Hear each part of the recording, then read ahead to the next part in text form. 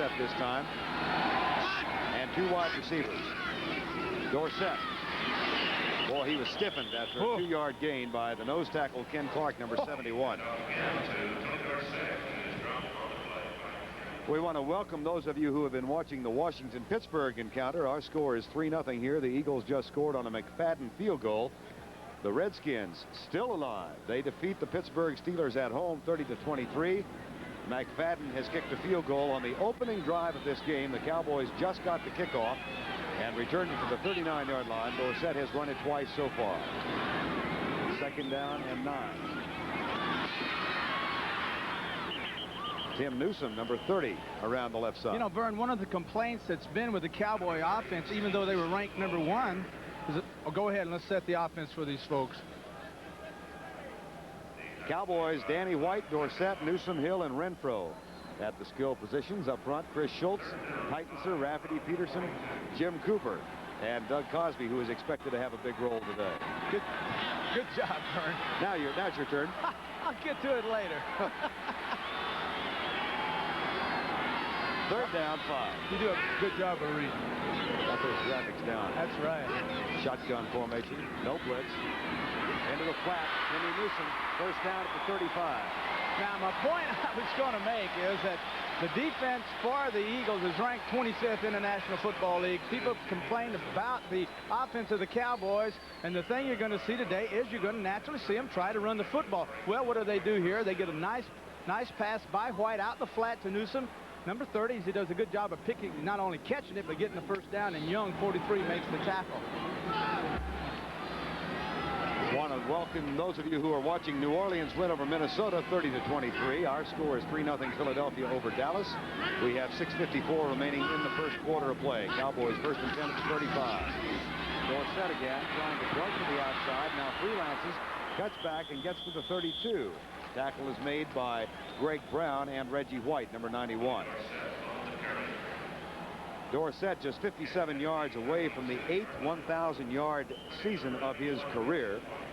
The only season in which he has been a pro and he did not gain 1,000 was a strike-shortened season of '82. White, Clark, and Brown up front.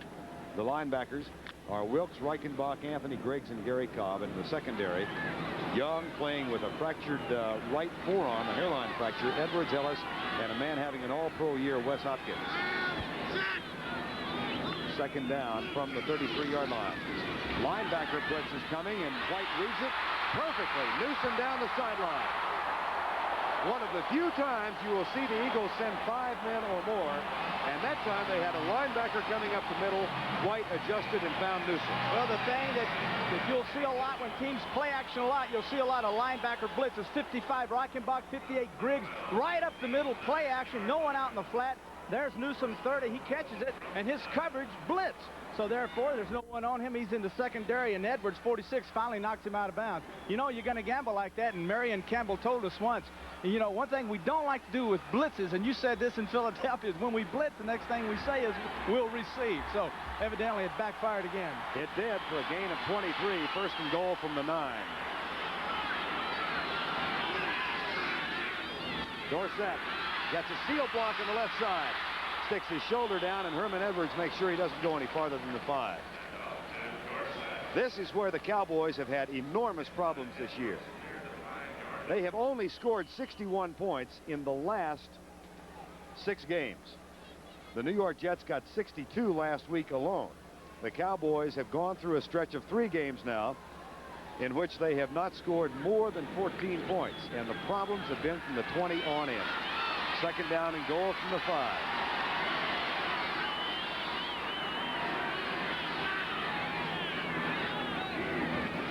Dorsett to the 2-yard line. It'll be 3rd and goal. Well, the thing that I've always said and always have believed, Vern, is the fact that when you get down here and everyone's all bunched up inside, play action pass. We want to welcome those of you who have been watching Chicago's 12th win of the 1985 season. Not a problem today. 36-0. Our score is 3-0 Philadelphia, but the Cowboys have a 3rd and goal from the 2.5. I'm Vern Lundquist along with Terry Bradshaw. We've got 4:48 to go, 1st quarter. Dallas and Philly. Play fake. Dorsett. Touchdown.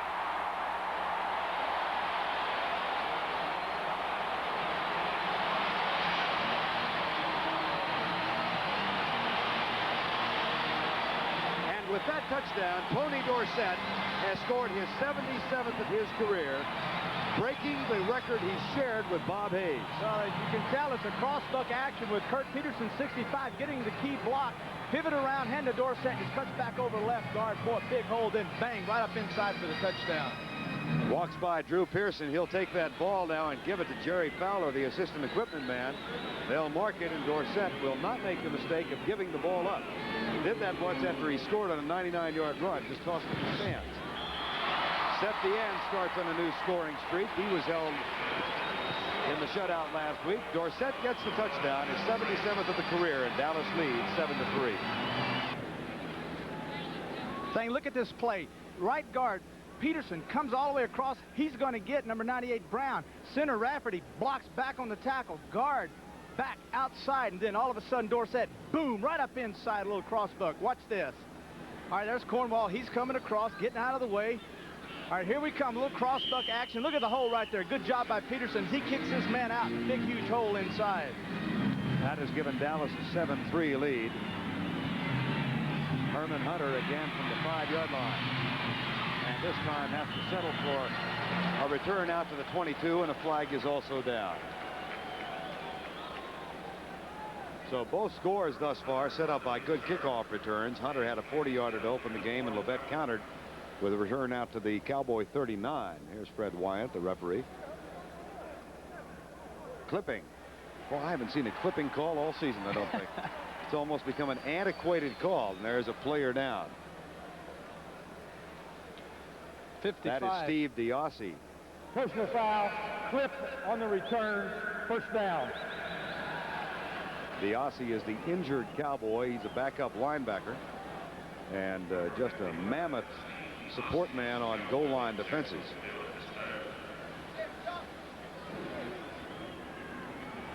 Dr. Pat Evans and Dr. Marvin Knight, you see at the left-hand side of the screen, who has been the Cowboy physician since their beginning in 1960, are out to help DiOssi as he heads over to the sideline. With the penalty, the ball has moved back inside the 10-yard line. And Tom Landry with much the same look he had last week, even though it was 44-0. Never changes. Had that same look when we had him in Atlanta. Had the same look when we had him in Philadelphia. Matter of fact, saw him fishing the other day. Had the same look when he was fishing. I guess that's just his look. 4:29 to go first quarter. Eagles start from their own 11. Haddix and Jackson in the backfield. Jaworski sends Mike Quick, followed by Everson Walls to the right side. Ernest Jackson out to the 13-yard line. He's not a big man, 5'9", 206. And I know, Terry, when you asked him last night to describe himself, he didn't think of himself in terms of a long distance Well, runner. you know what he did? When I gave him my definition of great, you know, a person that reminds you of no one else, and that's a pretty good line, you know. He looked at me and he said, I like that. I don't remind myself of anyone. I'm my own kind of runner, but I'm an aggressive, hard runner. And that's the one thing that he did say. 5'9", 206. And we hit the 4-minute mark of the first quarter. 7-3, Dallas leads. There are no flags. The handoff goes to DiOssi. Or Michael Haddix, rather. I said DiOssi because I'm looking down at the injured player. Well, Vern, don't be looking at DiOssi now. We got 26 running with Understand. the football. Herman Hunter and Greg Garrity check in on third down again. Now, I think what's going to happen, they're going to run this football and attempt it, but I look for Jaworski later on to start doing those play actions on first down to get those quick passes out of there, to get these guys off of it. Jaworski set what was then his career high, 384 yards or 380 yards, first meeting between these two teams. Out of the shotgun, no blitz. Pass is bobbled by Hunter. Had the first down at the 25. And that was a catchable ball. Hunter threw a touchdown pass on a flea flicker to open the game last week in St. Louis. Well, he came out and made a nice move. He was wide open. And if there was anything I could see wrong with that, it was the fact that Jaworski probably anticipated Hunter and then threw the football too hard. See, folks, he's wide open. And what Ron did was force it because of the pressure. Mike Horan, number 2, who has been inconsistent this season but had a good last couple of weeks, will kick it away to Bill Bates. Nice high kick. That's a dandy. Bates with no fair catch at the 37. Rich Cranack, number 52, hits him at the 44. And Dave Little also part of the tackle. But the Cowboys enjoy good field position. If the play stands, there is a flag down. No, we are told now there is no flag and timeout has been called. Dallas Cowboys started off 5 wins, 1 defeat, and that's when they were at their best. The 392-yard per game average, 27 points, and 24 takeaways. In the last 5 games during which they've gone 2-3, they have scored an average of only 12 points a game. And they've started on a new string now. They were shut out last week for the first time in 218 games. Here's a play fake, left side. Tony Hill.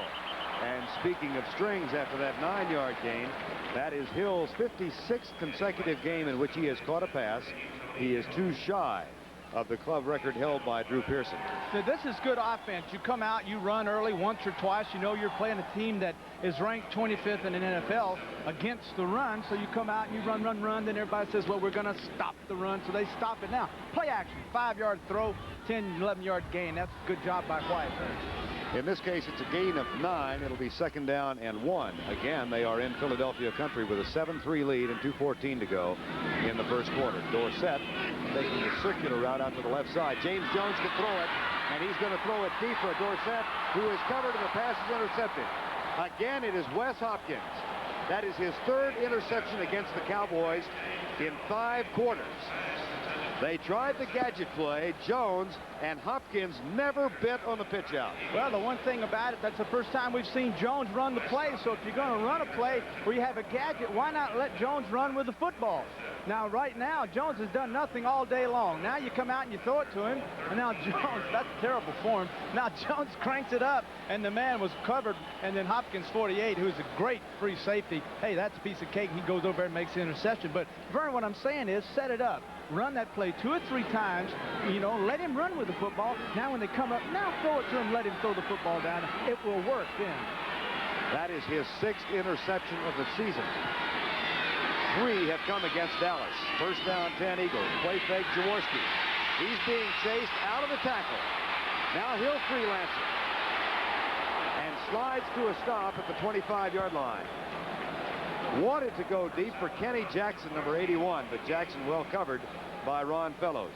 There's Wes Hopkins, who became an All-American on this very field while playing 4 years for the Southern Methodist University Mustangs. Well, Wes Hopkins, 48, is a free safety, or as the folks out there listening, a weak safety, meaning he always lines up opposite the tight end in the secondary. But in this formation, a weak safety actually is the support guy. He's the guy they like to send up there to make the tackles on the line of scrimmage. 1:18 to go first quarter. 7-3 Dallas leads. 2nd down and 3. Jackson, no. John Dutton was the man who said no, number 78. Mike Hegman is also in on the tackle. Dutton now in his 12th year out of the University of Nebraska.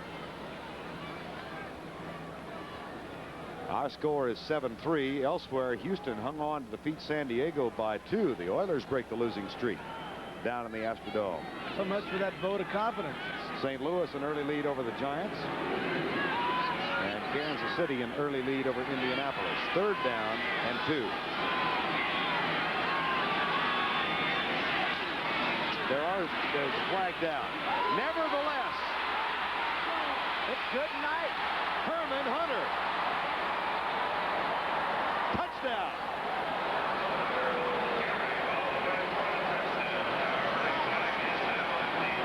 Now, against whom is the penalty? Jaworski, Number 58, Hegman. Touchdown. That was Mike Hegman. And Hunter's touchdown stands. We're going to look at it. Hegman, top right of your screen.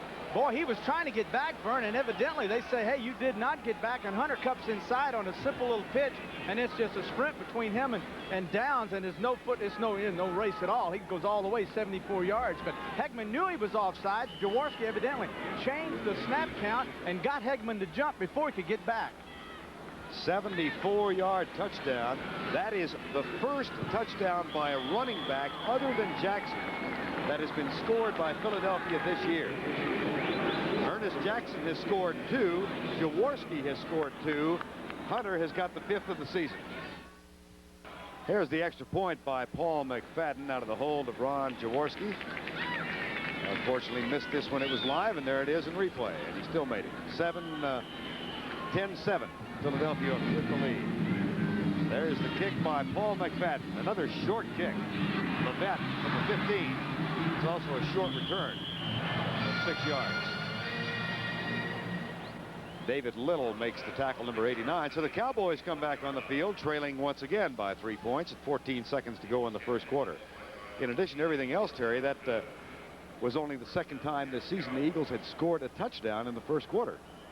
Well, nothing like changing old habits, huh, and bringing on some new ones. Hunter scored for a touchdown last week, or threw for a touchdown, and now he has run 74 yards for a touchdown. First down, 10 from the 21.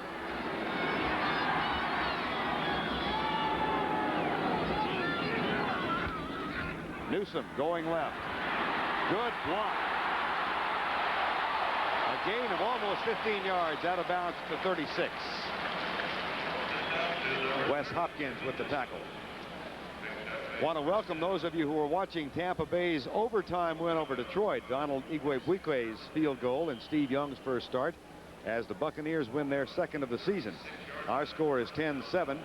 Paul McFadden's field goal gave Philadelphia a 3-0 lead. Dorsett countered with a 3-yard touchdown. And then Herman Hunter has just run 74 yards to put Philadelphia back on top with 7 seconds to go first quarter. First and 10, Dallas from the 36, and White to throw. Looks in Cosby's direction. He's in trouble. Sacked. Greg Brown, number 98.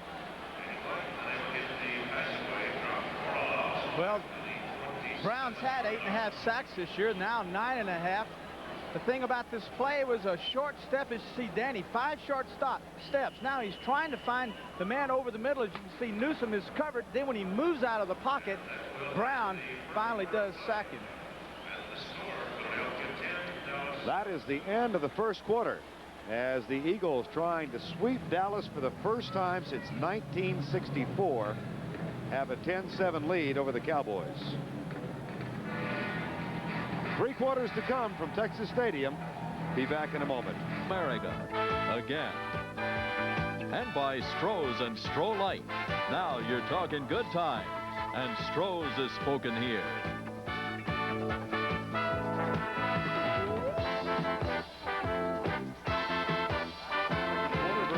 Terry Bradshaw, second down and 20, and Danny White goes deep right side, throws it away over Mike Renfro's head, and out of the reach of Roynell Young, number 43. That'll bring up a third and a bunch.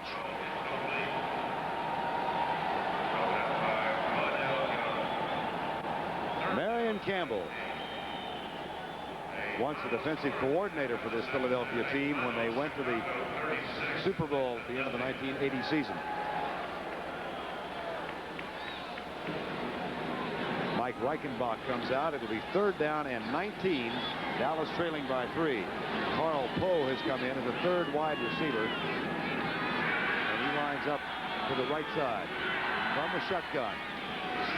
4-man rush. White with time. Deep down the middle. Overthrows Renfro. Put it right in the middle of the zone.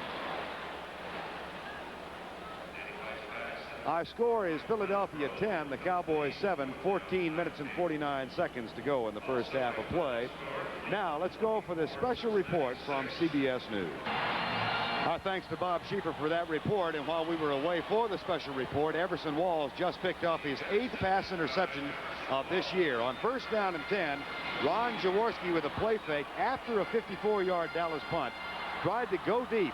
Walls waited on the pass, Terry. Had no problems picking it off and returning 20 yards. Well, this was a poorly thrown pass by Jaworski, because Jackson was well covered by Walls. Actually, should just thrown it out of bounds. First down 10. That's the Jaworski pass interception by the Cowboys this season. Dorsett spins, picks up 1. And it is also the 27th Dallas interception of this year. Dorsett gained 100 yards on 20 carries the first time these two teams met, and that's the last time he's been at 100 or better.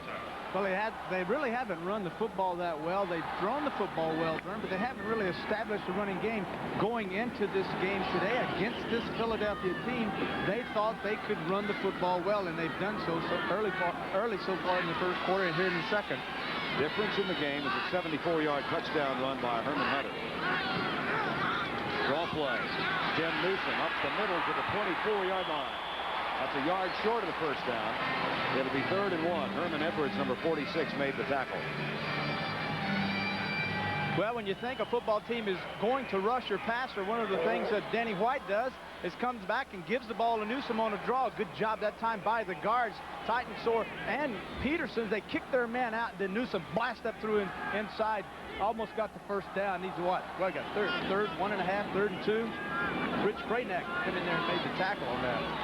Double tight end set for the Eagles. Fred Cornwell and Cosby and Phil Posderick has also checked in. 3rd down 1 from the 24. Dorsett, nice little move. Guards to the right, comes back to the left. And that should be enough to move the chains. One of the things you see so often in the National Football League, Vern, is people copying other people's offense.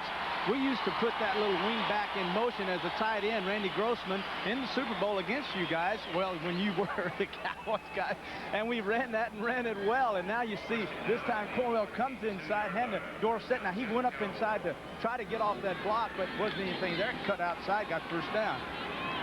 First down at the 22-yard line. 12:30 to go in the half. 10-7, Philadelphia leads. Dorsett. Wes Hopkins hit him shoulder high. There was a lot of taunting between Dorsett and some of these Eagle defenders in that first game. And Tony said after the game, I apologize to them and to my fans. I can't believe I let myself get involved in that. He was very ashamed of it. Well, when you get out there and you get the tempers going in a heated game like that against an arch rival, those things happen. Tony was embarrassed, so he apologized. 2nd down, 6. 10-7, Philadelphia leads. We are 11:49 away from the end of the half. 2-step drop, quick flip, Renfro, first down. Good catch. Excellent catch. Well, the thing that's so outstanding about this play is not only the catch by Renfro, but the pass by White as Gary Cobb was blitzing once again, a linebacker from the outside, type right of your screen. Herman Edwards, 46, stayed inside. Renfro went outside. Nice job by the quarterback and receiver. Once again, they blitz those linebackers. Once again, they get burned. And the Cowboys say from their graphs and their statistical studies, the Eagles blitz only 4%. They don't have graphs. They have computers. Computers, right. First down at the 11. Newsom lumbering left and getting knocked out of bounds inside the 5. No, he is not out of bounds. Wes Hopkins again with a tackle. What we're seeing is a lot of, you notice that move by Danny as he came. You notice that move by Danny as he came out to the left, turned around, went back deep, then turned around and gave it back to Newsom. Look at this. Now there's a little cross-buck action. Also, a little toss, fake toss, come back. Now Newsom, look at that long, gangly stride. He is lumbering, as you said, out to the left, and Hopkins comes up. Number 48 makes the stop. Hey, that guy plays tight to the line of scrimmage. You think you did a play action and pop it in behind it. Hopkins I'm talking about. Let's see if that's what they might have in mind on 2nd down and 3 from the 4. Not enough room here, Vern. Okay. Dorsett. That's short of the first down. It'll bring up a 3rd and 1 from 2. Rich Crayneck, number 52, made the tackle. These are aggressive linebackers. Crayneck, as you see, there's a backup inside linebacker as well as outside. And they're real aggressive today. We're seeing them blitz both Cobb and Reggie Wilkes, both outside linebackers. That time they brought Crayneck up and they sent him inside. He did a good job of filling and making the stop. Fred Cornwell, number 85, and Phil Posderick have come in. Cowboys like to play action to their tight end in places like this. 3rd down and 2, and they can get the first down without the touchdown.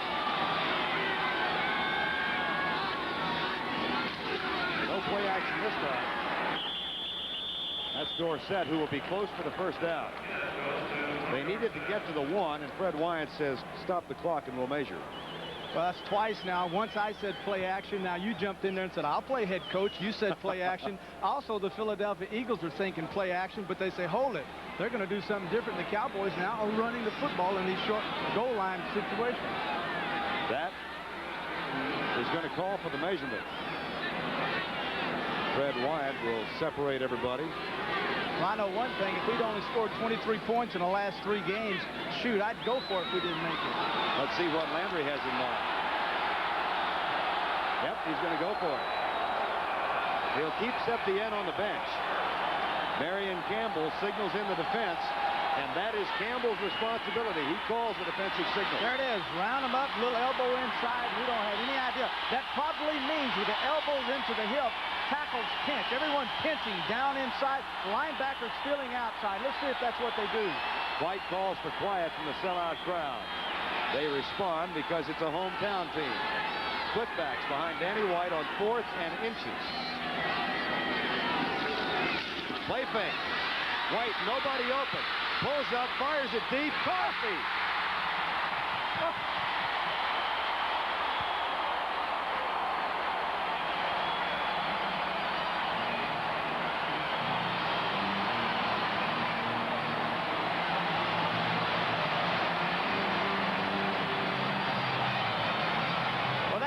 Saying that this offense has not been imaginative and it hasn't been exciting. We've been saying play action, and I'd be doggone with 5 inches to go if they don't run a play action.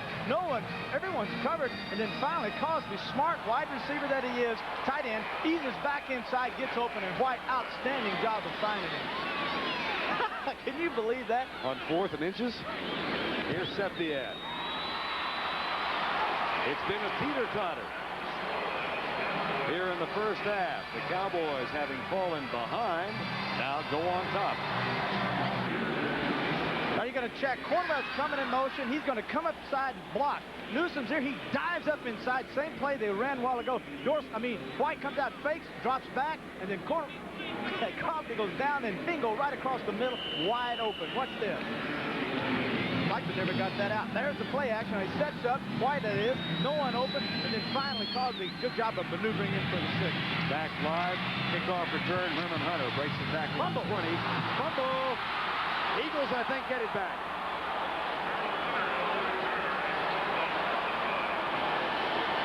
Joel Williams, number 59, should be the body at the bottom of the pile.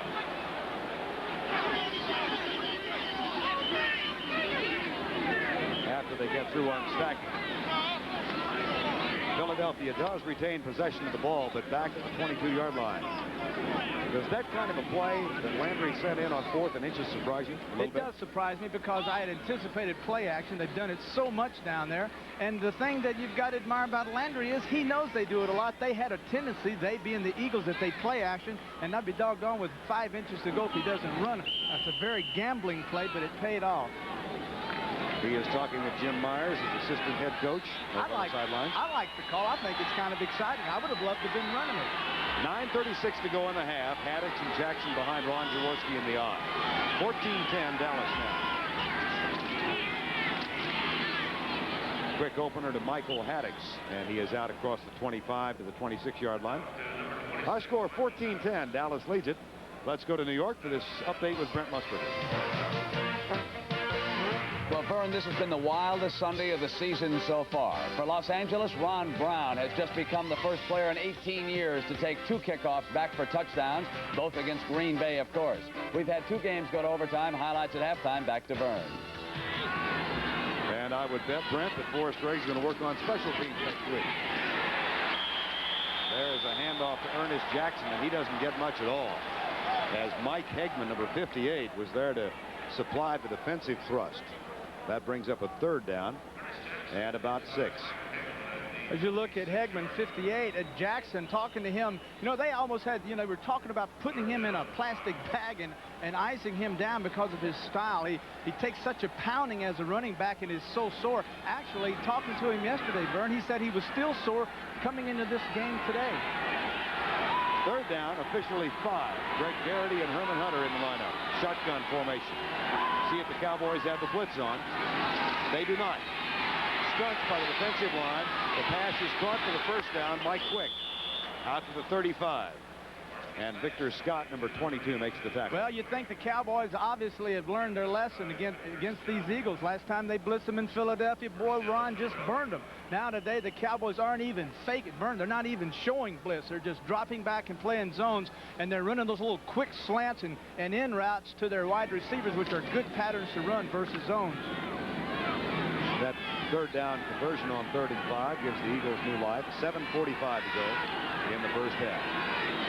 Jaworski with a bruised right shoulder. Happened in the 3rd period of the game against St. Louis. Now comes the linebacker blitz, and Spagnola makes the catch in front of Dexter Clinksdale. John Spagnola, number 88. Had a big day the first time these two teams met. Has been kind of quiet here recently. Well, Vern, the reason is they've come out and started running the football. The Eagles were running the football. Now the thing we're seeing is a personality developed by the Eagles. They said, okay, run, run, run. We've done no good, right? And then Jaworski says, forget this garbage. Let's throw it now. 2 passes in a row, 2 completions. 7:05 to go in the half. Dallas leads at 14-10.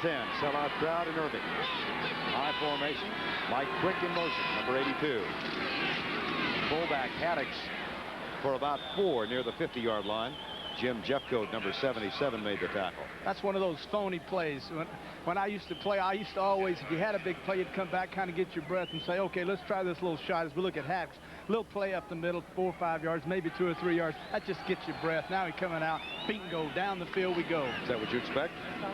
Well, that's what I would do. Okay. I'm up here next to you. That's what I would do. But you've been down there before. Right. I love being down there in this position. Let's see if Jaworski has that in mind. 2nd down and 7. Nope. Ernest Jackson, Jeffcoat up high. And there was another tackler down low to supply the stop to Ernest Jackson. Jackson played his collegiate football at Texas A&M, was an 8th-round draft choice of San Diego, and traded in the offseason, having rushed for more yards than any runner in the AFC last year. Came to the Eagles in September. Said he was surprised by the trade. Said he was hurt by the trade, and you take that he was a little bitter that they didn't respect his accomplishments in San Diego. Heck, the guy was all pro. 3rd down and 7. Garrity and Hunter back in on 3rd down. And again, the Cowboys have only a 5-man rush. A pass is dropped by Herman Hunter. That's the second catchable pass that he's been unable to hang on to, and Jaworski was in the face of pretty good pressure. You're going to see a fake blitz this time, as you're going to see Bates up on the inside with the middle with the linebacker giving Ron a fake blitz look. See 40 Bates upside, now Clinkscale 47 on the outside, both of them up inside faking it. Now Bates really is not rushing. His man blocks, he just releases and goes up in there, but Hunter dropped the ball. Mike Horan on the punt. Bill Bates has dropped back to the 10-yard line. That stuff would drive you crazy, won't it, trying to figure it out? Well, what you said that you thought they'd fake blitz a lot today. Fake it and drop out, fake it and drop out, then go ahead and run. Well, that's a man. And a fair catch call. Down the ball is limping and will be down at the 1-yard line. Almost. That thing was a hot potato. David Little.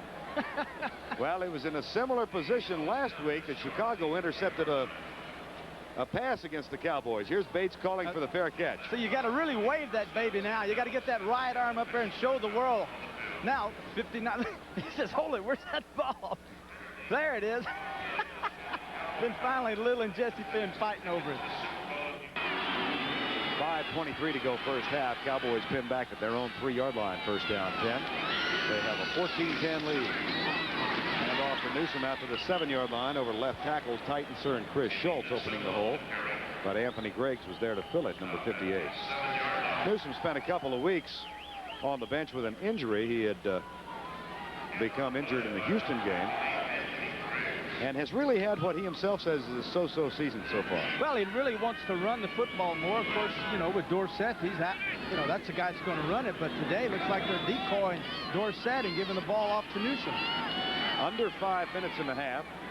Hill comes to the left side. Danny White will throw it from the end zone. Drills the ball to Cosby. 1st down at the 23. It was that kind of play they were trying to complete against Chicago last week when Hampton knocked the ball up and Richard Dent intercepted the touchdown. This is a good job by Cosby. White comes back, and Reichenbach, 55, the linebacker, has Cosby to be man for man, but he falls down. See him fall down? And then good job by Cosby getting his hands up, because White had that football right in his face, and he got those big mitts up there, grabbed the ball, then Ellis, 24, made the stop. Actually, he caught that in self-defense, Vern. 4:10 to go in the half. 14-10, Dallas leads it.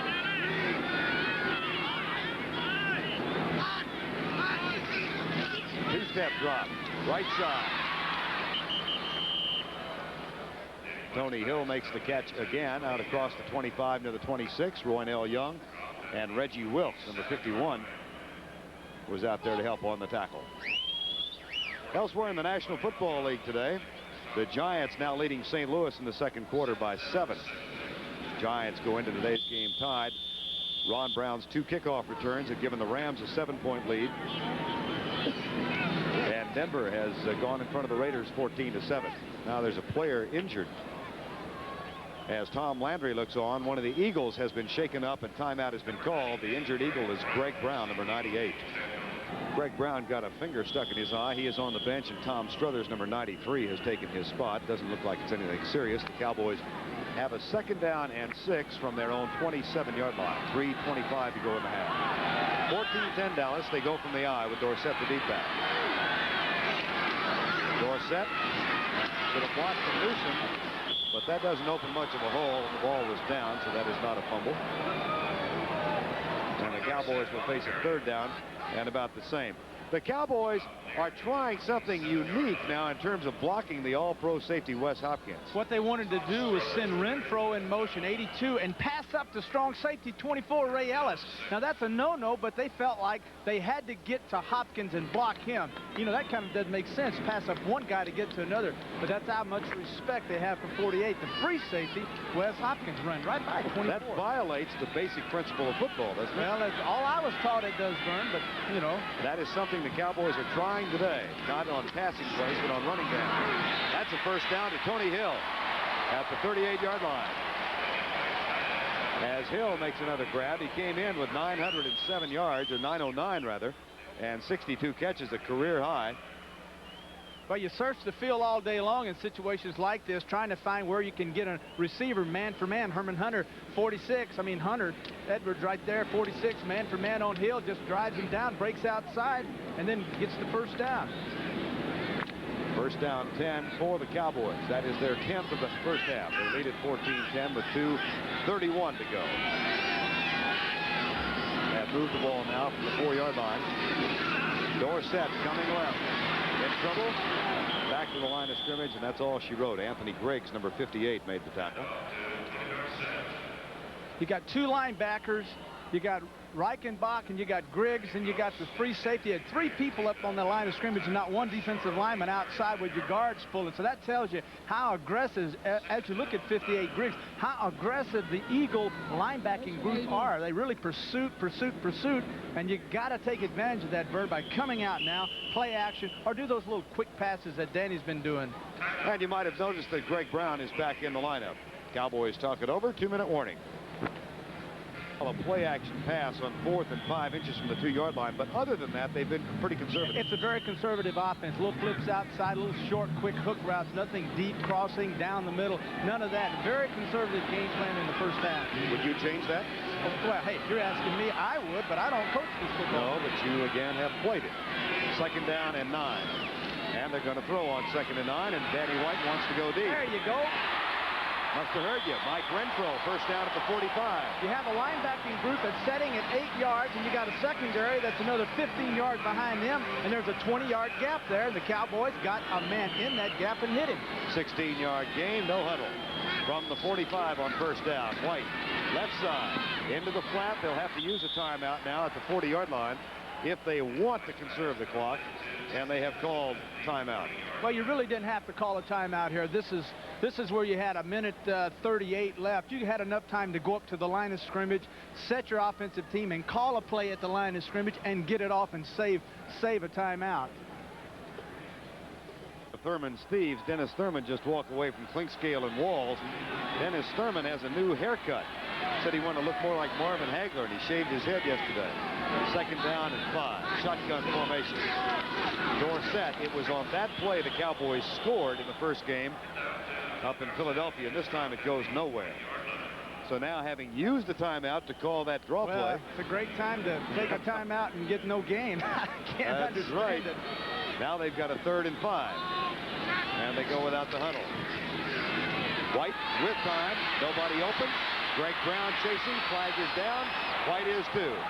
And so is the ball. There's a flag in the offensive backfield. So having used the timeout with 1:38 to go, the Cowboys call the draw play, get nothing.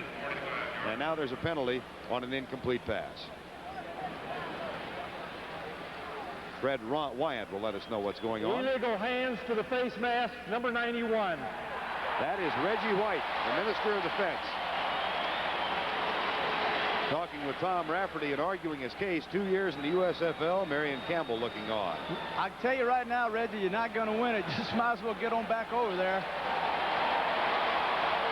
Reggie White is 9.5 sacks since he joined this team after the season started, and he'd best be careful. He's going to get an unsportsmanlike conduct call. Well, Marion Campbell's obviously upset about that. So, you know, I don't know what he did. Evidently, you know, could have been a head slap. You can take that right hand and hit somebody up alongside the helmet. Well, that's illegal. Used to be it was legal, but no longer is. But he's hit in the face. So I don't know what that is. What a big call on an incomplete 3rd down pass. The Cowboys now have a 1st down at the 25. From the shotgun into the flat. Dorsett with Rafferty in front, and he and Rafferty run right into each other. That's mass confusion. They will go without the huddle again as Tom Landry looks on. 50 seconds to go. Danny's trying to hit the wide receiver down there at 15 yards, but he was covered and threw it out in the flat to Dorsett with a guard leading. But hey, that was just people running all over one another. Clock shows 40 seconds to go. Looks deep for James Jones. Touchdown deep for Cosby. 23 yards. 2nd catch for 6 for Doug Cosby today. Nothing conservative about that throw. You got to ask, how does this guy get open so much when you got these fleet wide receivers and a 6'6", 280-pound, 260-pound, 200 whatever he is, tight end? Danny's looking to the left. Now he comes back to the right and thinks he has Hill. Then all of a sudden down the middle is Cosby wide open as he runs right by number 48. Gee whiz, that's Wes Hopkins. Septien will try and make it a 21-10 game with 34 seconds to go. So Reggie White's infraction turns out to be the big play in this drive. And Cosby gets his 2nd touchdown in the 1st half. We'll talk it over with offensive backfield coach Jim Schaffner, or quarterback coach Jim Schaffner. Al Levan is the running back coach for the team. 21-10 coming up this Thursday. The Cowboys back home against the St. Louis Cardinals at 3:30 Eastern time. It begins with the NFL today. Dallas with home games not only today against Philadelphia, but also against St. Louis, and then the 15th of December, the New York Giants. So they have division opponents at home, and that game Thursday is another critical game in the NFC Eastern Division race. Cardinals, of course, are playing the Giants today, and we're trailing 10-3 last we heard. And the Cowboys up 21-10. Cosby, this guy does a good job of getting loose, finding the open areas for such a big man. Just a natural knack of getting in. Look at that, 11 plays, 96 yards with a 23-yard pass to Cosby. Once they found Renfro across midfield, they called timeout, and then the big play was on 3rd down. An incomplete pass, but they caught Reggie White for the penalty to give the Cowboys new life at the 23. Septien says, I'm ready.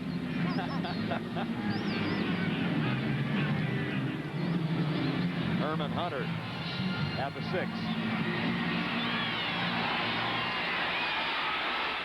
Now to the 25. Steve DiOssi, a part of the wrestling match with Vince Albritton, number 36, and we've got 28 seconds to go in the 1st half. Coming up at the half, Brent Nerve with scores and highlights of all the games in the National Football League here in Week 12, and I think you heard Brent say that this has been the wild and wackiest week yet. So it'll be fun to have Brent Nerve update us with everything that is going on in just a few moments. The Swamp Fox, Marion Campbell. I found it fascinating when his team was 1-4. He went back and researched teams that had started out that way and made the playoffs. And he found about 5 or 6, used that as an inspiration for the Eagles. They are 6-5 now, but there's a drop, and that's another one for Herman Hunter. That's 3. Well, he talked about as we look at Ron Jaworski, he talked about the Raiders and when they started out 1-5, and he talked about the Steelers who started out 1-5 and ended up going to the playoffs. So he researched it and said, hey, you know, we've got a chance here. He said his football team was an improving football team, getting better week in and week out, and he was pretty excited about their chances of possibly getting into those playoffs. And if they can win this ball game, they really are in great shape because of the 4 contending teams in the NFC East. Philadelphia has probably the easiest schedule. They get Minnesota twice, Washington at home. They do have a trip to San Diego. But this is a big one. Here's Jaworski going deep, and there's a big catch. Kenny Jackson, number 81. Clock shows 15 seconds to go. First down at the 48 following the 28-yard catch. Good job by Jaworski of getting that football over the cornerback's head and dropping it down into Jackson's hand. And we're talking from where Ron was throwing it, a 30-yard pass. Look at Fellows, 27. He's dropping deep, and all of a sudden there's Walls underneath it, and the ball went over Walls' head and underneath Fellows' head and right into the hands of Jackson. Now, Jackson really should have just gotten on out of bounds and saved those 7 seconds of jitterbugging back inside. Kenny Jackson caught 6 passes for 134 yards in the first game. He comes from South River, New Jersey, where he was a high school quarterback. There is a guy on the Cowboy bench who caught a few passes named Drew Pearson, now a coach who was a quarterback at South River, New Jersey. And there's a guy watching back in Washington, D.C., Joe Theismann, who was also a quarterback at South River High School, and we want to wish Joe the best. Well, that's not bad, huh? 2 of these guys ended up being receivers. One of them, of course, stayed to be a quarterback and a doggone good one. I hope old Joe's leg's getting all right. Timeout has been called with 15 seconds to go. There is Tom Landry, and of course one of his assistants is Drew Pearson that we mentioned. That is Alan Lowry on the right side of the Cowboy coach. 250, 145, and 6 in his 26th year. You know, one interesting thing about Landry and talking to Schaffner, the offensive coach of the Cowboys, is he said that Landry likes multiple defenses and multiple offenses because they challenge his defense, and it really is very confusing. I'll talk more about that as this game goes on. From the shotgun, Cowboys threatening the blitz. They are not coming. Backing sending out. 4. Jaworski goes deep, intercepted, picked off by Bill Bates. Bates is up and still running. That is the 28th Cowboy interception of the season. And the second time Jaworski has been picked off today. Take that blitz. They got up inside. The same look they gave the Cowboys. The Cowboys gave the Eagles early in the year. There's Bates, 40-47 clink scale. Now they drop out into deep zones. Now Jaworski sees this and tries to fire it in between, but Bates makes a play on the football as he tries to hit Jackson and actually knocks down Victor Scott, 22, and then escapes, finally running the clock out. Well, not running it out, but making a good job of getting the football back. There's Bates, Tennessee man. Of the 28th, he has 4. And the Cowboys take over with 4 seconds. Final play of the first half. 2 touchdown tosses from Danny White to Doug Cosby.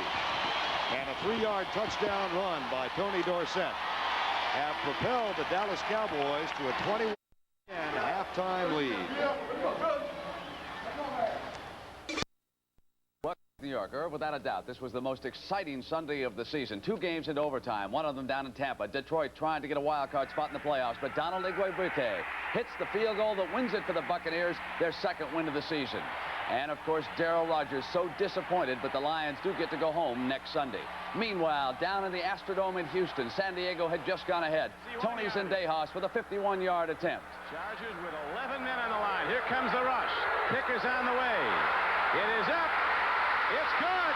The Oilers win that one in overtime. And meanwhile, there was more drama unfolding in Minnesota. New Orleans and the Vikings were headed for overtime. The Saints with the ball. Gets by pressure and hits John Tice. And the tight end is going to go in for the touchdown. An idea of how things unfolded around the league this afternoon. Irv, let's take everybody to the scoreboard and get you up to date. Yes, they are still unbeaten, and the Bears have now gone 13 quarters without giving up a touchdown. Jim McMahon did not play, but Walter Payton with a beautiful run, Irv. Boy, I think he's had such a great year and a great career, Brent. Here he scampers for a 40-yard touchdown along the near sideline. Another Walter Payton touchdown.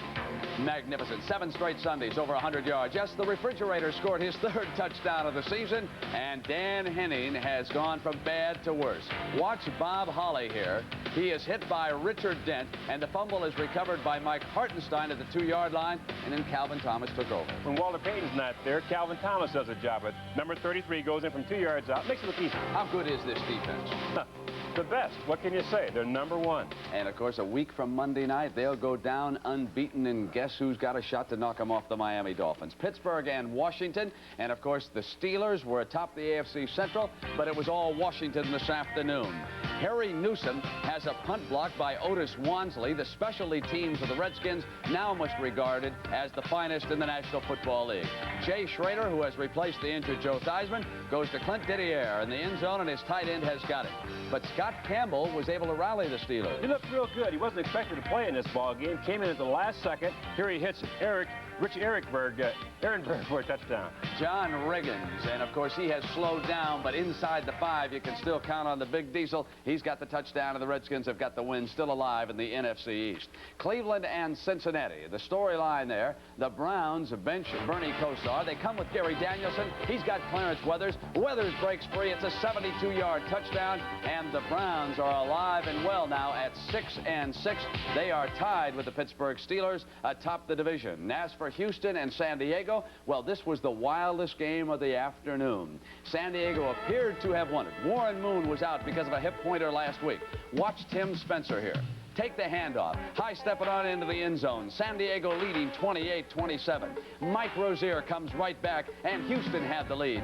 Then the Chargers one more time. It was 4th and 8, and Danny Fouts was pulling out for San Diego. Wes Chandler was the receiver, and watch the play that appeared to give San Diego the win, and then they come right back, and Tony Zendejas beats the Chargers with that field goal you saw moments ago. So the AFC Central looks like this. And would you believe it? At 5-7, you're only a game out of first place, as are Cincinnati and Houston.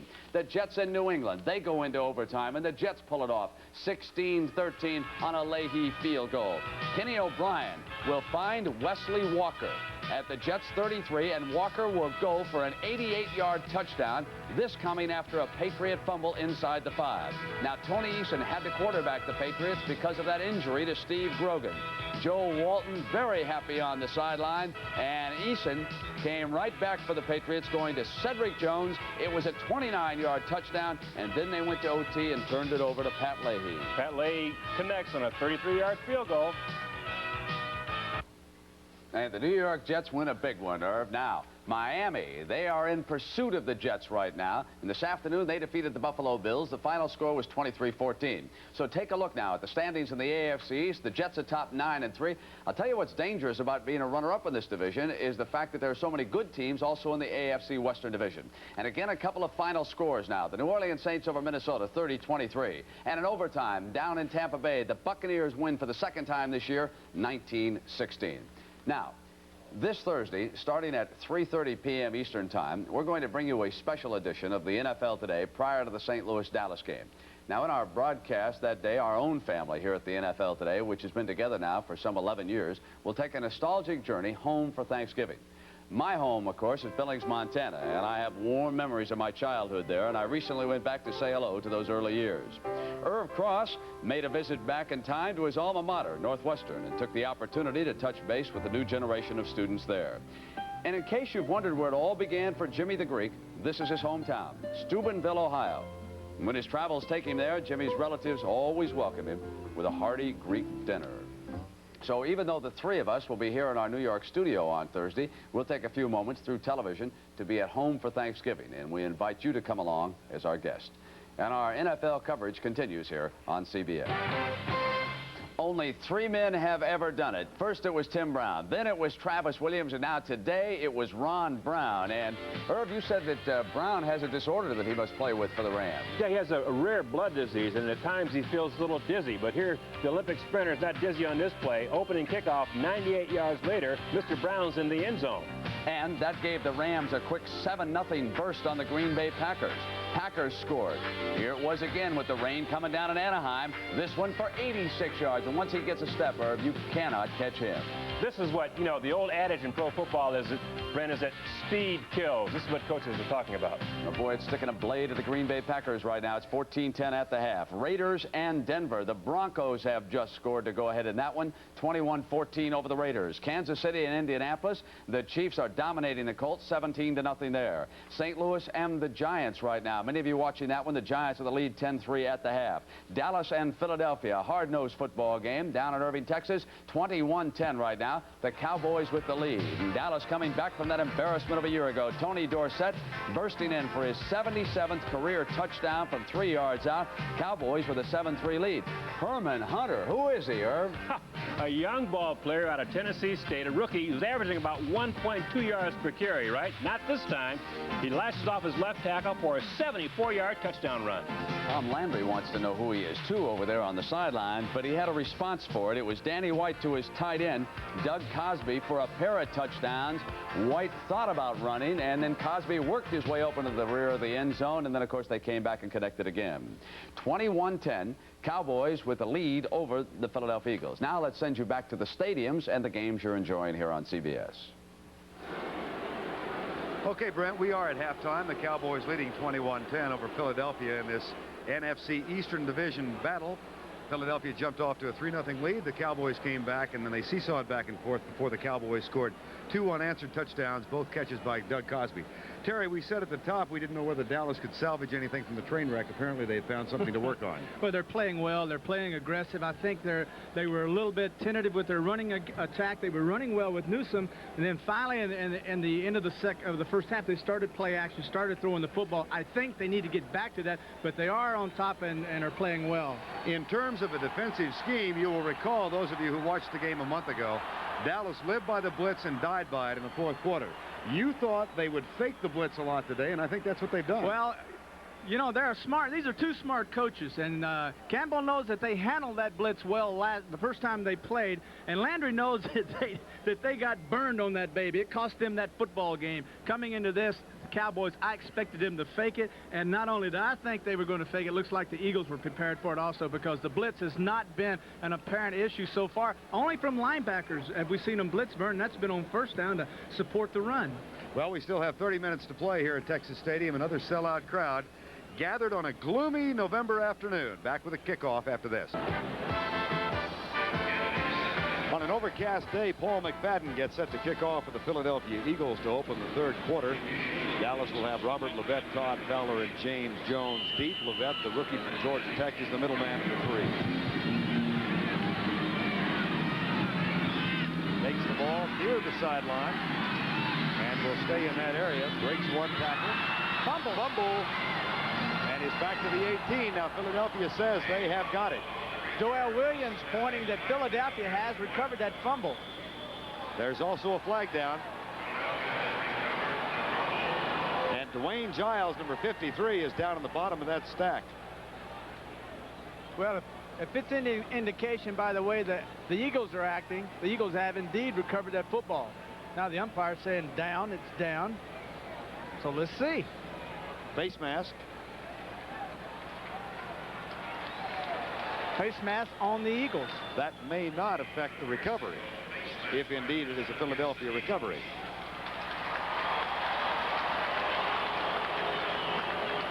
Well, guess what? We're going to have a convention.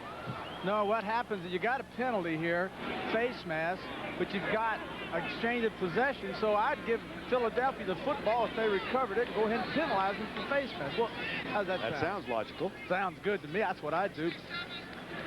Face mask, number 67, re-kick, 5-yard penalty. What a break for Dallas. 15-yard penalty, re-kick. Oh. Okay, so it's a face mask, but they're not going to give him the ball. They're going to penalize him 15 yards. Now we're looking at, gee whiz, Jerry Ferry. 67, Ferry. There's the face mask right there. Boy, he's pulling him all over the place. And they were totally unaware of the battle going on for the football, so that wipes out a fumble recovery by the Eagles. Well, you know what I'm questioning is, had they recovered the football and then Ferry commits the penalty? So this is how you look at it. Now this is what Campbell said. Did we get the football first and then the penalty occur? If so, then it should be their football, and then Philadelphia should be penalized the 15 yards, but they should have possession of the football. Campbell is still pleading his case. Well, I would too. Hey, we're talking a close game here. We're talking a close division. I'd plead everything I had doubt about. Hey, they're still not sure of this. Look at this. Now we got the back judge over there. Ted Marchibroda, the offensive coordinator, he's out on the field.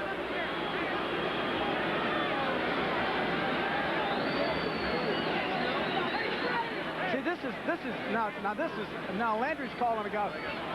This is evidently what they're discussing. Was there an exchange of possession? Was it close possession? Right. Yes.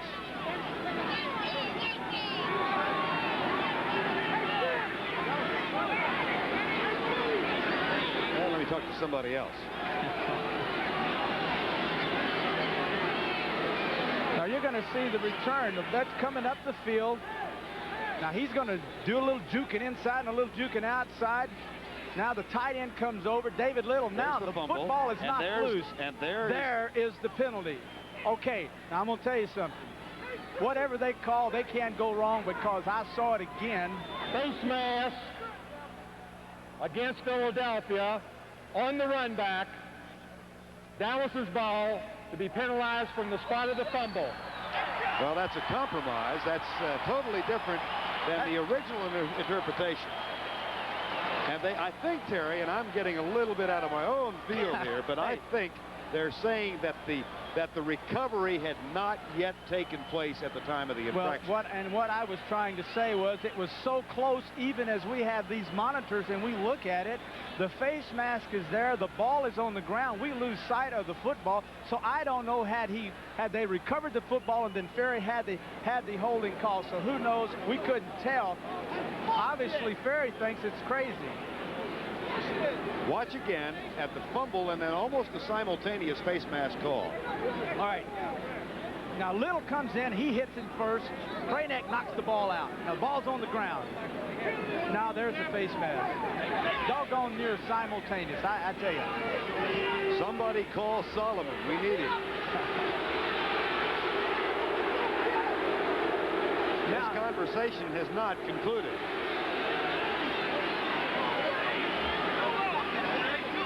Bergman is over there. Ted Marchibroda.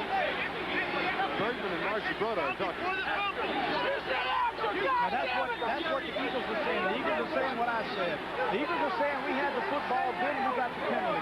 And what the ref is saying is no way. The fumble occurred, the penalty happened, and then bingo. Then the exchange of possession. Having changed their interpretation, you might have heard Jerry Bergman say, no, the face mask happened before the fumble recovery. First down, 10, Dallas at the 32. Dorsett up the middle. That's a gain of 2. Now for an update and a special report, let's go to New York, and this report from CBS News. Cowboys have a first down and 10 on the first down pass play. Danny White finds Tony Hill while we were away for that tragic news from Charles Osgood in New York. The Cowboys did manage to pick up a first down. They squirted out a first down by inches on 3rd down and 1. And then the play we just had as we came back live, Tony Hill caught Danny White's pass. That, by the way, is the 10th pass in succession that Danny White has completed. The club record is 12 in a row. He's only 2 away from it. Danny White is now 14 of 16 for 132 yards after the last pass completion. To the 40-yard line, Timmy Newsom. Philadelphia had given up 456 yards on the ground in the last 2 games, including 237 last week. And it was thought that Dallas would be able to run the ball well. That was Dorsett instead of Newsome on the last carry. Well, the thing that's so different from the Cowboy running attack as opposed to the Cardinals is the fact that that Dorsett is a slashing sprinter type runner as opposed to the power runners that the Eagles have faced. And so therein lies the difference. It'll be 2nd down and 6. Dallas leads at 21-10, opening moments of the 3rd quarter. Backs in the eye, 2 wide receivers to the right side. That's a busted play. Dorsett will have to freelance and will use yardage all the way back to the 45. Obvious from the point of the snap that things were not right. Well, sometimes you have now. Look at Gary Cobb and Dorsett going after it. I don't know if they're going after it or what, but this is a mix-up. You can see as Danny comes out, Newsome actually is in Danny's way. Newsome should have gone over Danny's right hip. Now that interrupts the entire play. Now you see White, 91, chasing. Look at him mirror Dorsett like a cutting horse, cutting in there, setting right in front, and makes the tackle. I like that analogy, cutting horse. You don't know anything about cutting horses. You got that right. 3rd down. White has completed 10 in a row. The Cowboys excellent on 3rd down conversion. 4-man rush. White deep right side, dropped. There goes the string, and that ball was catchable. Well, if there's been one complaint about Hills, it's the fact that he has not made the big tough catches. That time he comes inside, the football was thrown on his left hip, should have caught the football. Top of your screen, you can see Hill coming down, plants and comes inside as Ronell Young is inside, and there's that ball hits him right in the head. He should have caught that football. I mean, you're going to drop him. I mean, I'm not sitting here getting on the guy, but that ball should have been caught. Evan Cooper back to return Mike Saxon's punt. Cooper waits at the 10-yard line. There's been a lot of criticism of Tony Hill in the media and among his teammates here for not catching what could have been a touchdown pass last week. Oh, great job that time by Scott, 22, of getting down there, protecting the goal line, then knocking that football out on the 4-yard line. That's a 41-yard kick for Mike Saxon in his first year as the Cowboy punter. Punter named Mike Saxon. Terry, you had an interesting chat with him before the game. Well, he told me that, he said, Trey, I'm going to punt well today. I said, no kidding. He said, yeah, I took film home. I said, what? He said, I took some film home and watched myself kick the football. And he said, I found out that I was dropping the football out too far to the right, causing me to nearly miss the football. Now, look at that. That's what film preparation will do for you right there. Kickers taking film home. As a result, the Eagles have a first down at their own 3-yard line. Putbacks, handoff, Jackson for a couple. Just to complete the Mike Saxon story, he's in his first year as a free agent kicker. He was drafted by the Lions last year and didn't make the roster. He's from San Diego State. Mike Saxon has bought a home about 6 blocks from the Cowboy new headquarters in Dallas. He said, I'll tell you the difference between a free agent punter and a 1st and 2nd round draft choice. Kevin Brooks and Jesse Penn both drive $40,000 automobiles. I'm driving a moped. We all live in the same complex. He said, I drive my moped in between their 2 cars. 2nd down and 7. Mike Quick. Jaworski to throw from the end zone. Into the flat. Jackson is open. Good job. That time, good pressure by the Cowboys. Coming inside, man-for-man coverage. Walls on Jackson. Little play action. Drives Jackson. Drove Walls deep. Turned outside. And boy, Jaworski just bang. Powered that football in there. And I'll tell you what, you're talking about driving cars. Folks, I drive an old beat-up truck. I had to have it repaired. Can't afford a new car. My friend here, Vern Lunkers, took me to play golf a week or so ago. And what does he drive? Nice little Mercedes. So tell me about cars. Don't do that to me. The IRS is listening. 1st and 10.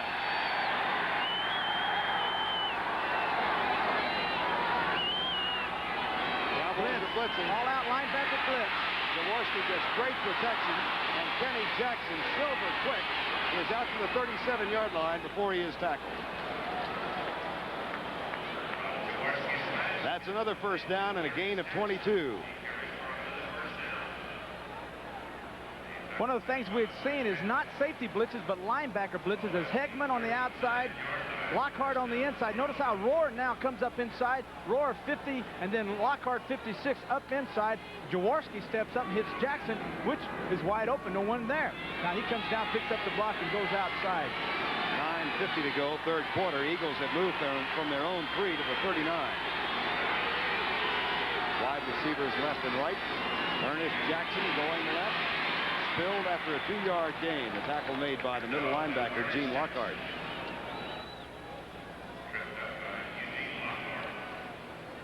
Leonard Mitchell gets up, having supplied the block. He's having a long afternoon against Ed Too Tall Jones. Elsewhere in the National Football League, with our score 21-10 at the current time, Chicago blanks Atlanta. They're 12-0, 36-0. In overtime, Igwe Buike's field goal gives Tampa Bay its second win. Miami over Buffalo by 9. It'll be 2nd down and 7.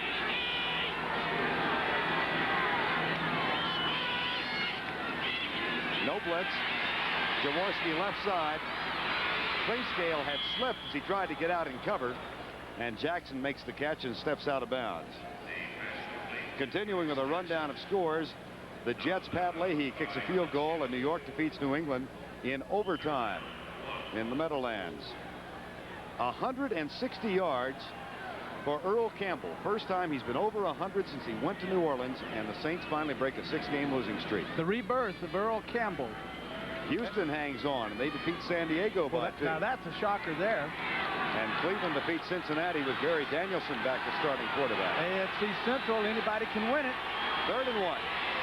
21-10, Dallas leads. Jackson. That's going to be real close. Oh, he got it. Second effort, he sure did.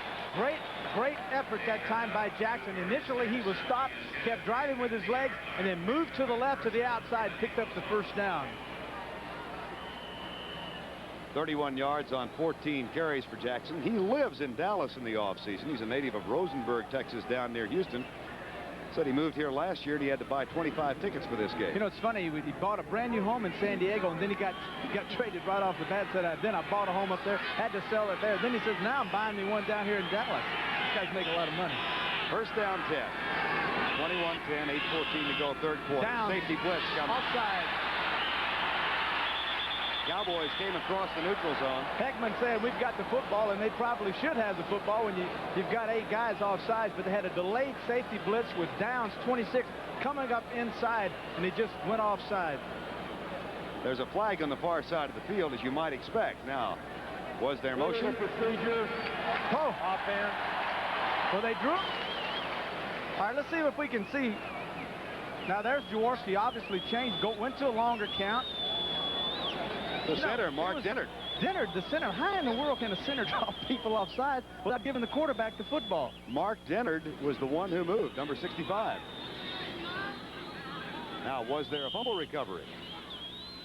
Apparently not. Apparently not. They're saying that it was. There's Dennard. You're looking at him. How can a center snap the football and have a guy offside?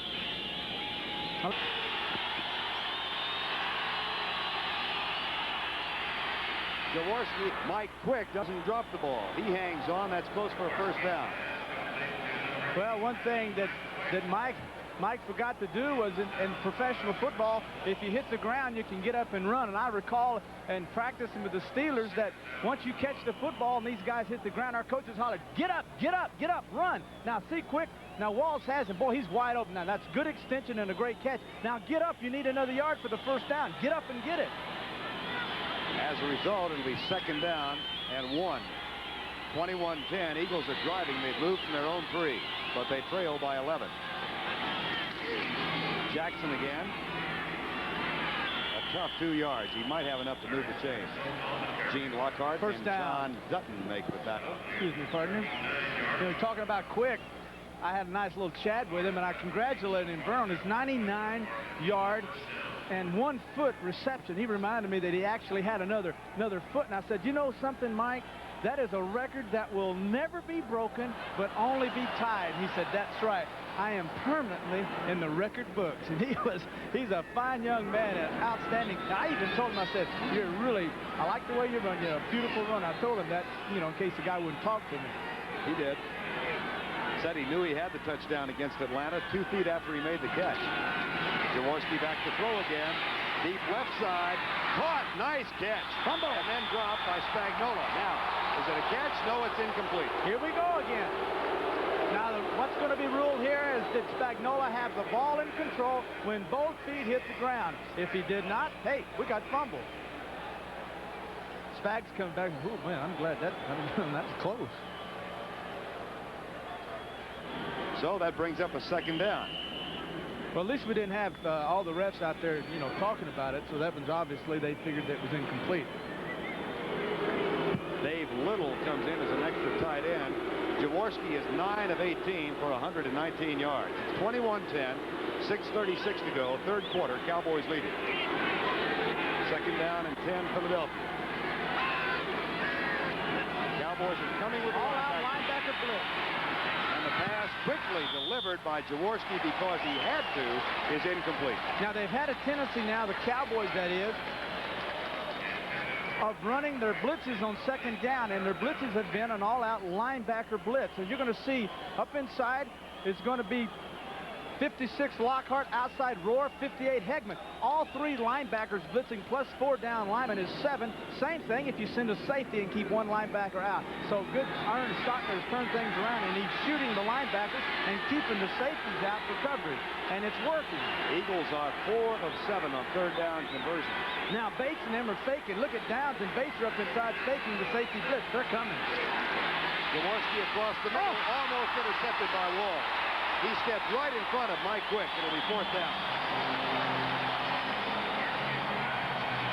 We're going to look at this again, Vern. Up inside, you're going to see, look at the safety. Safety, I'm going to draw him over here because you can't see him. From the outside, 1, 2, 3, and then checking and falling out. And they're going to lay out. And watch this, up inside. Here they come, Downs, Clinkscale, outside, then Walls breaks on the pass. That time they had 8 men rushing, and then 1 guy back covering. Good job by Walls. Mike Horan is on the punt for the third time. Bates waits at the 10. Good drive by the Eagles, however. That goes into the end zone. We'll come back to the 20-yard line. Major Everett did a good job of trying to spike that ball and knock it back. So the Eagles move from their own 3 to the Cowboy 40, but the drive stalls. Dallas takes over after the punt. They'll have it 1st and 10 at their own 20-yard line. Cowboys lead at 21-10, 6:21 to go, third quarter. Dallas held Philadelphia after a fine Eagle march, and now Dallas takes over at its own 20-yard line. Dorsett going left, freelancing and coming back to the right. You might recall, well, our score is 21-10. Let's update you on the scores elsewhere around the National Football League. Final score, Washington over Pittsburgh 30-23. Jay Schrader in his first full game at quarterback, replacing Joe Theismann. And that's a tough thing to do. Green Bay has gone on top of the Rams. How about that? 17-14. What's happening to the Rams? Giants have increased their lead over St. Louis, and word we have is that Neil Lomax injured his passing arm, is doubtful to return. Denver leads the Raiders by 7. Second down. Dorsett to the 24-yard line. And Kansas City leading Indianapolis, trying to halt a 7-game losing streak, that game being played in Kansas City. Dorsett now with 50 yards on 20 carries, 1 touchdown. Just to clarify the rule interpretation at the beginning of the game, there was a fumble and a near simultaneous face mask penalty. And we've received word, the rule states that the ball goes to the team which had possession of the ball when the foul occurred. Therefore, because the Eagles had not gained possession, the Cowboys retained possession. That's the official rule interpretation. Here's White freelancing, first down at the 37-yard line. Looks like Bradshaw at his best. No, I'm not that fast, or I wasn't. That's a good job, though. He got a lot of pressure from the outside. It forced Danny up inside. He was looking downfield the whole time, and there was no one open. Gets pressure from the outside. White and Brown force him out. Does a little maneuvering. Then Dorsett gets out of his way, and then Danny turns on that great athletic speed he has and gets down there and picks up the first down. Good slide, too. You know, if you go head first, you can get up and run if they don't touch you. Maybe we'll do that later on and surprise everyone. Not unless he's foolish. 13 of 16 for 137, and now he's getting yardage on the ground. First and 10 from the 35. Newsom will be caught for a loss back to the 32. Ken Clark, excuse me, Vern, nose tackle Clark coming around, doing a fine job that time of slipping Rafferty's blocking right on it. See Gary Cobb reach down then, number 50, and try and bat the ball out. In the first game between these two teams, as you look at Ken Clark, Cobb was doing that on Dorsett throughout most of the game. He tackled Dorsett, reached down, and tripped the ball out and flick it away. Gary Cobb started his career with Dallas, and that is what began the antagonism in the first game. And he just tried to do it again on Newsom. So we'll see if Cobb tries to flick that ball out anymore this afternoon. James Jones in the lineup. White back to throw. Across the middle, incomplete, and a flag down on the far side of the field. Well, Jones is going to say that 51 Wilkes had him and was keeping him from getting into the passing lane. The flag is down. You know, we haven't done a very good job today of getting these penalties, but I got to believe that Cobb was holding Jones. I think you're right. Let's see. Well, guess what? Another meeting. There's a bulletin. Another meeting. Holding number 51. Hey, Reggie Wilkes. Wilkes holding Jones. Did I say Cobb?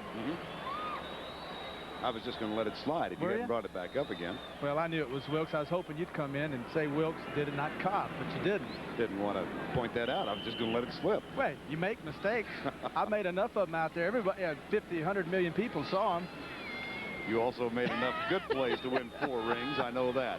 3:35 to go. Cowboys get a first down on the holding call on Reggie Wilkes. It does upset me, though, that it make a mistake. I can tell you're really going right down under the table. 1st and 10. White across the wide open. Throw. Looks like a sand crab as he goes for an additional 4 yards. Well, the Cowboys are an amazing football team is that they do so much gadgetry and try to hit these little short passes, but then when they want to, they have the ability to throw these deep routes, and that's a 20-yard deep in against the zone. That's where everybody just drops off and covers an area. Renfro got down there, slowed down, got in a big open spot, and Danny fired the football in there. I like those kind of routes, those 20 and 25-yard routes. They're fun to do, they're fun to watch, and boy, when you complete them, that's big yardage. Mike Renfro was raised in Fort Worth, graduated from TCU, where his team won just 1 game, played most of his career with the Oilers, and was acquired for Butch Johnson the summer before last. 1st down 10, reverse, faked, and White lobs it out, and boy, was that mixed up. There's no one. There was no one out there to catch that. I don't know what that was. It looked like a screen. Tom's looking down to see what play he called. Yeah, he's looking at his deal. But Jim Cooper, the right tackle, Jim ducked. He actually ducked so that the football wouldn't hit him in the head. It was actually a screen designed to get to Newsom, but Newsom was nowhere in sight. Tom's going, gee whiz, I can't believe that. I drew that up on the computer the other day, and it looked good. Jim Schaffner's trying to explain it to him. Now Gary Hogeboom, who had nothing to do with the play. Gary's in there. Gary, did you signal in that play? Yeah, Gary, get out of here. 2nd down and 10. Danny said, don't send that play in here anymore. 14 of 18 now for 156. Blitz is threatened by the Eagles. They don't do it much, and they've been burned when they have. They may be changing their defensive alignment. They're coming with the linebackers. White reads it and throws it away. Intended for Mike Renfro. It'll be 3rd down and 10. You know, this game is a fun game for a quarterback because what you're doing is matching your mind with that defensive coordinator, and it's just a game of wits. Who can outguess one another? That time, Danny saw the blitz, and he saw the linebackers coming, knew he would have man coverage outside. He audibled. Now you're going to see the linebackers coming, Griggs and Reichenbach, and then he just throws it out of bounds. 3rd down and 10. 2:35 to go. 3rd quarter. We've had no scoring in this half. It's 21-10 Dallas.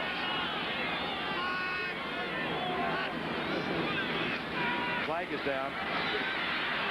Wide open. Got a man open down the sideline and throws it out of bounds and incomplete for Tony Hill. There is a flag at the line of scrimmage. Roynell Young, number 43, was defending.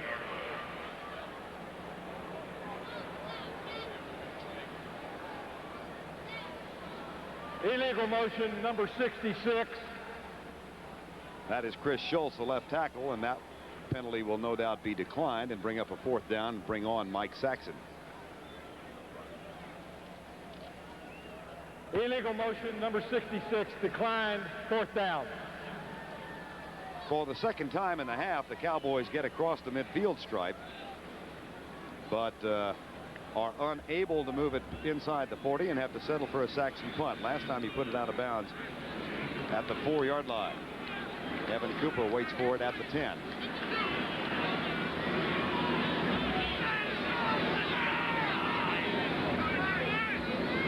motion on the right side. And now the option rests with the Eagles. Their catch is taken by Cooper. That's a free play because Dallas will have a chance, or rather Philadelphia will have a chance to return it once again.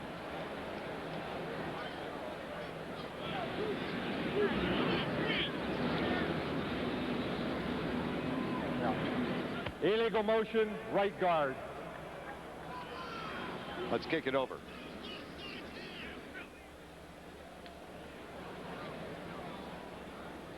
Big game for Philadelphia, Terry, because if they can win it, they really control their own destiny. That's true, Vernon, and they know this, and they've said in Philadelphia in their releases this week, the players have said this is a big game for us, an emotional game. The intensity level is really, they felt like on their side, not so much as on the Cowboys side. They felt like they were in the driver's seat right now. The Cowboys are 21-10. 2:23 to go third quarter, and Saxon will kick it over. Cooper waits again at the pin. Ooh, almost blocked. Oh, we got the penalty. My, how quickly the fortunes can change. Saxon is still down. There's no drama here. No acting, that is. He has injured his right foot, but that will be a Cowboy first down, and there are 2 players injured. Saxon is up, but there is an Eagle still on the ground. The Eagle, the man that is hurt by the Eagles is the man that tried to block the kick, number 20, Andre Waters, and he was the man that Saxon ends up kicking. Now you're going to see Saxon take the ball, try to kick it out of bounds on the right. Points up. That gives it a nice half ball. Now here comes Water, and he comes in and he hits Saxon right in the knee. Holy mackerel, where's the guy that's hurt? That's Ellis, 24. That was Ray Ellis, but Waters was over to the right-hand side, and he went down. And he went. The foot. Maybe he had a blowout in a tube there. There is Mike Saxon on the sideline. Well, the Cowboys get new life after the roughing the kicker call. They still lead at 21-10. Andre Waters is the injured player. He was hit by a Cowboy about 6 yards away from the punt, and it was Ray Ellis who actually hit Mike Saxon, and Saxon has had his foot taped over on the sideline. Ken Locker, the Cowboys assistant trainer, working on him, and Andre Waters helped to the bench. Yeah, what happened was that normally the kicker, if he kicks a guy like that, you would think that Waters was the guy that wasn't hurt, but actually it was Ray Ellis, 24, the strong safety that he kicked. Cowboys do get new life with 2:14 to go. Handoff goes to Timmy Newsome for a tough 1 yard over the right guard spot, and that's about it. Now let's go to New York for this NFL update with Brett Musburger. Well, Vern, the Giants are keeping the pressure on the Dallas Cowboys. In St. Louis, it is Phil Simms going to his tight end right here, Mark Bavaro. And the Giants are dominating the Cardinals at this point in time. It's 20-3. Let's go back to Vern and Terry. And if the Cowboys win this game and New York wins that, they will stay tied, and the Redskins will be a game out. 2nd down and 9. Report on Mike Saxon, a bruised right foot, but he will return. Timmy Newsome searching for an area in which to run and can't find anything. And fumbles after he hits the ground. Ray Ellis, 24. You know, Ray Ellis is the strong safety who is, in most cases, would be the guy supporting runs to the tight end side. But when I talked to him yesterday, he said, Terry, I am a linebacker. That's what I am. That's what I was at Ohio State, and that's what I am here. Actually, I'm a defensive back, but I play as a linebacker. The last player drafted in '81 was Phil Nelson, the tight end from Delaware by the Raiders. Ray Ellis also played as a wide receiver in high school at Canton McKinley High School in Ohio. The Canton Bulldogs said he wore number 82, and for all the world you couldn't convince him he was not John Stallworth of the Steelers. That was his idol. I'm sorry, he was. 3rd down. Tipped away by Roynell Young right in front of Drew Pearson and in front of Tony Hill. Well, Drew was over there coaching. I don't blame Danny for picking on Roynell Young, because as you can see, folks, as he runs off, he has a cast on his right arm. He has a broken right arm. Now, he does a good job of coming across, and my gosh, what does he do? Good job of keeping the left arm back and slapping the football away with his good arm. Well, here's a sense of deja vu. The punter for the Cowboys will be Danny White. Up until 2 years ago, he fulfilled a dual role. I wonder if he's hyperventilating right now. He hasn't done this in a couple of years. But he's a good one, and he does practice during the week. First one this season, though. They wanted to get him away from this because they didn't want him. Beauty. How about that for a kick? How about that for a kick? How about that for a kick, but they're going to say touchback. And Saxon leads the cheers.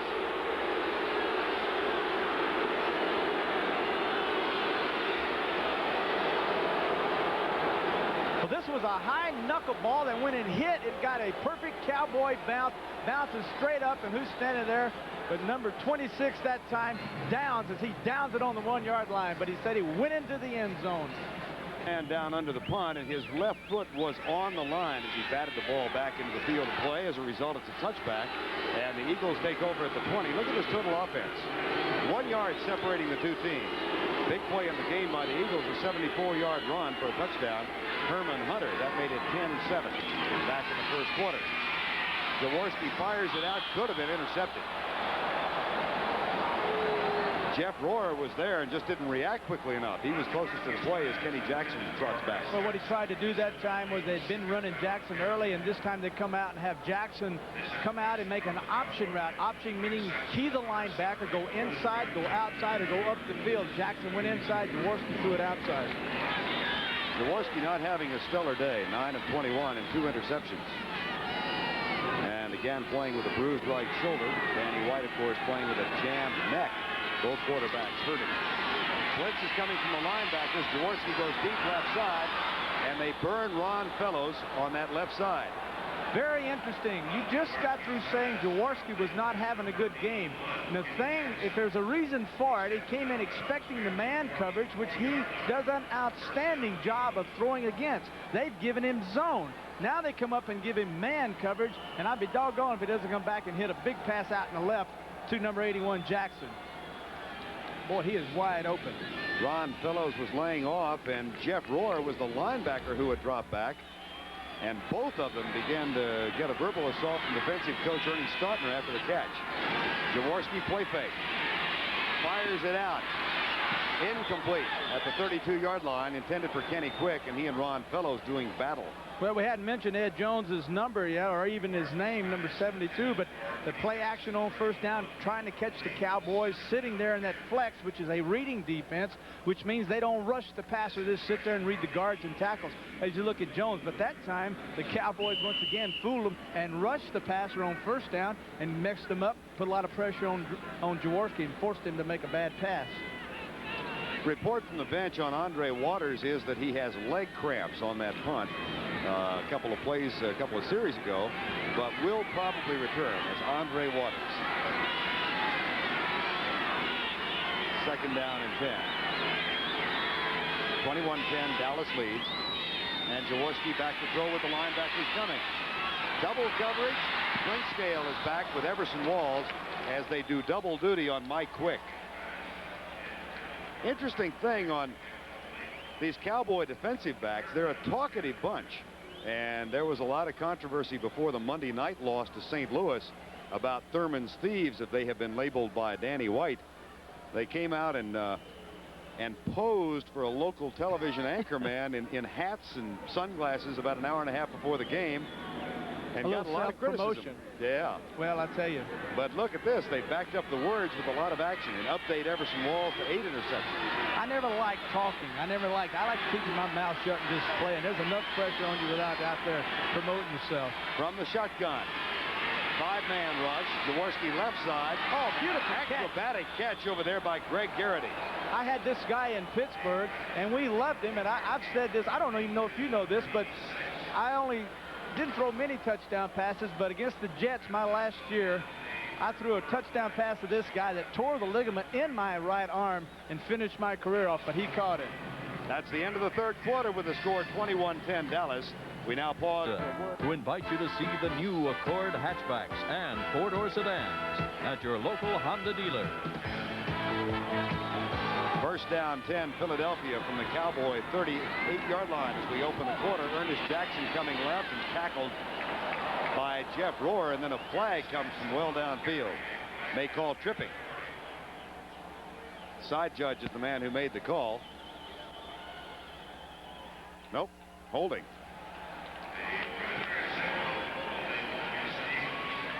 And that'll go against Philadelphia and cost them 10 yards. Holding, number 66, first down. 7th penalty of the game against the Eagles. And Ken Reeves, who was really one of the keys to the offensive turnaround for Philadelphia. They started the #1 draft choice Kevin Allen at left tackle for the first 4 games of the year, and he quite frankly had an awful time. And they brought in Reeves, who's a 6th-round draft choice out of A&M, and he has solidified that left tackle spot. And he's more than held his own against Jeff Jeffcoat today. Now it's first down 20. 21-10, Dallas leads it. Vern Lundquist and Terry Bradshaw here at Texas Stadium. Blitz is coming by the linebackers. Pass will be intercepted. Dexter Clinkscale. 3rd interception today. And Ken Quick drags him down, or Kenny Jackson rather, as Crazy Ray celebrates on the sideline.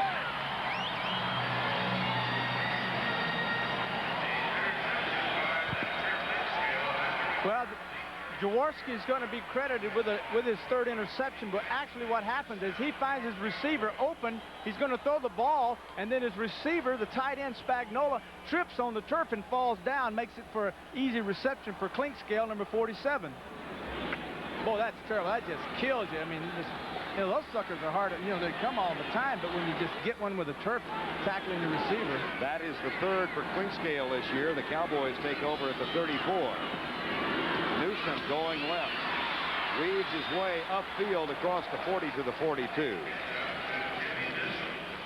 Now for another National Football League update. Let's go back to Brent Musburger in New York.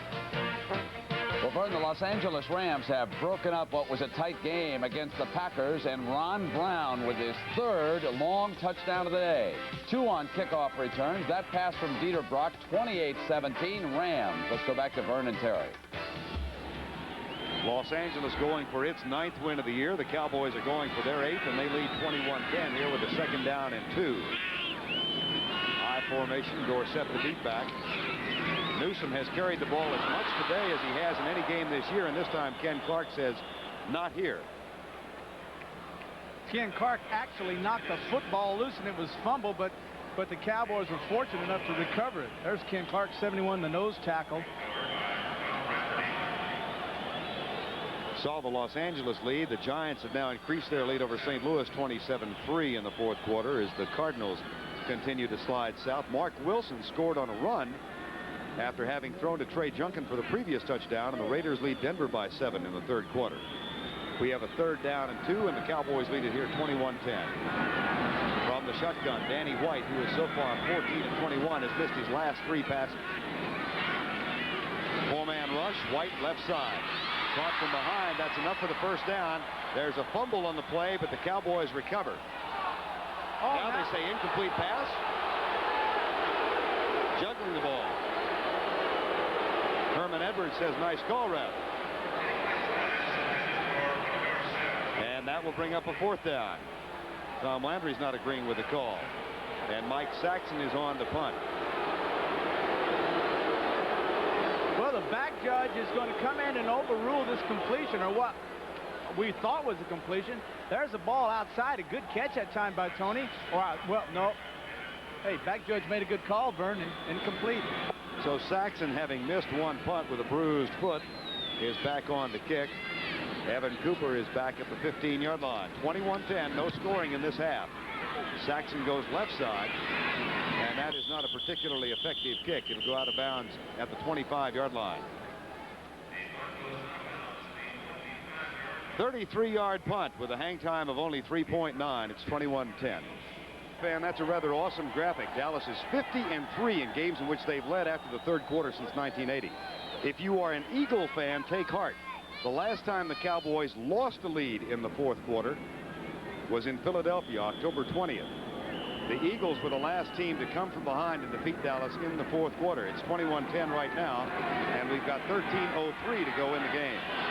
Ron Jaworski is 11 of 26. Putbacks on first down 10. Not much pressure this time, and Jaworski goes deep for a wide open Mike Quick, but the pass is short, and Quick can't get there. You know, one of the things when I played, and I can get into Ron's mind a little bit, the thing that the Cowboys have done so successfully over the years as a quarterback is the fact that you never can figure out when they're going to give you a zone, when they're going to give you a man, or when they're going to blitz you, and it drives you absolutely batty. And that time, Ron expected one thing. He's got this time now. He forces a pass out there, and the guy's wide open, but it's a mind game that they're playing the defense with him. 3 interceptions, one of the key figures today at 2nd down and 10. 21-10 Dallas. Play fake. Jaworski right side. As his tight end, Spagnola open for the catch. John works on Wall Street as a broker in the offseason, graduate of Yale. Took a year off to serve as Senator Bill Bradley's driver during a re-election campaign in New Jersey. He's very interested in politics. What if he got paid pretty good for that? Probably not. Not as much as he's getting right now. He's a bright, interesting young man. 2 catches today for 17, and that's not what they wanted out of the tight end today. I wanted to go to Yale. It was either Louisiana Tech or Yale, huh? I'm talking about from a doctor. 3rd down, 4. Jaworski across the middle, caught, but short of the 1st down after a terrific hit from Bill Bates. And Dennis Thurman was also there to collaborate on the tackle. That'll bring forth a roar from this sellout crowd. Well, you're going to see Herman Hunter, 36, trying to pick up the 1st down. Jaworski has time, finds Hunter. There's the shot. Boy, over the top comes, well, actually, that's Thurman. Thurman comes over and just lowers the boom. Mike Horan to punt for the 4th time. You know, if you need 4 yards, don't run a 4-yard route, right? Get beyond that stuff. Seems pretty logical. Fair catch called by Bates at the 20.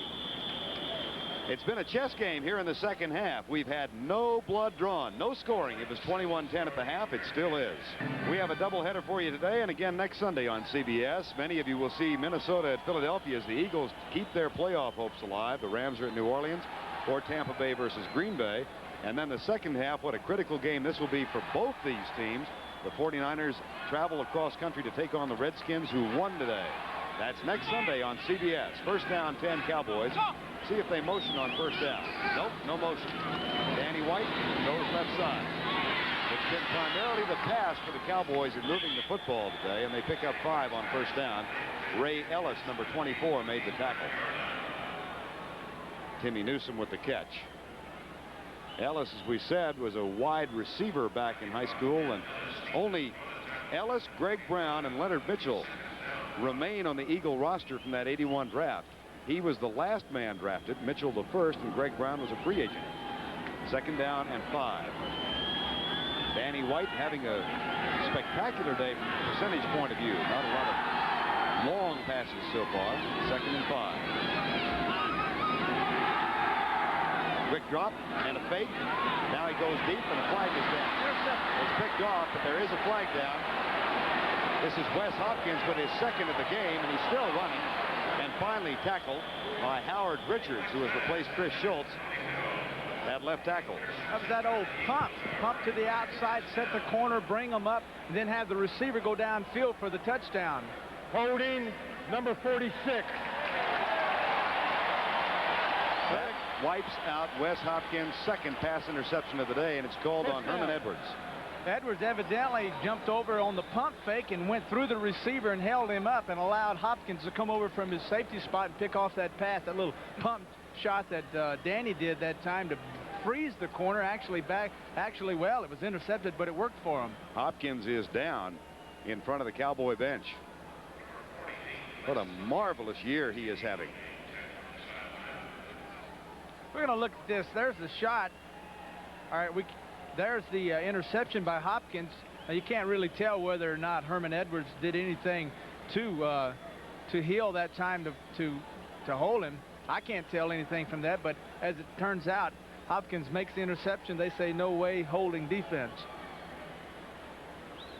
Wes Hopkins was a walk-on at SMU. His hometown is Birmingham, Alabama. Became an instant success here and was an All-American his senior year.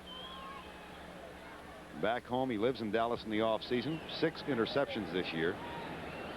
And there's not even an underground campaign to get him in the Pro Bowl. I think everybody recognizes that he has now become one of the best free safeties in the National Football League. Well, you're going to see after he makes the interception, as he's running with the football, the injury.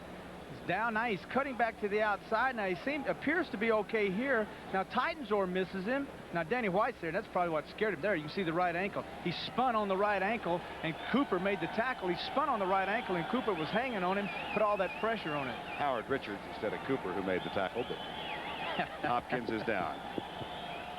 Cooper probably taped this. He appreciated me putting him in there on the right. tackle. Well, he's walking off, so he looks okay. This weekend's out assistance, and the Cowboys get yet one more break on a penalty by the Eagles, who've been penalized 8 times today, and most have been costly for them.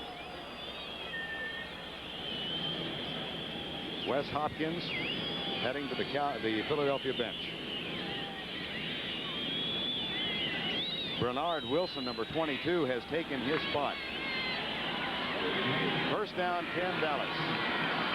Eagles have only won twice here since the stadium opened in 1971. Pitch out, Dorsett with Titensor leading the way. Titensor gets the block on Ray Ellis, and Dorsett is bumped out of bounds at the 35-yard line. Herman Edwards, number 46, made the tackle. Kind of interesting this time. Earlier when Hopkins was in the football game, Vern, we saw Renfro cracking back and missing the strong safety Ellis and going for Hopkins. Well, now that Wilson's in there, that time Renfro came down. Instead of cracking on the free safety, he went ahead that time and blocked Ray Ellis, the strong safety. So there you see the respect that they had for Hopkins. As a testimony to his durability, Tony Dorsett needs only one more yard for another 1,000-yard season, which would be his 8th and 9 years with Dallas. Got it on that carry. Dorsett is over 1,000 yards once again. That's really something. 10,000 plus yards now. They said he might be too small to last in this league. But listen to the ovation for Tony Dorsett, the Cowboys number 33.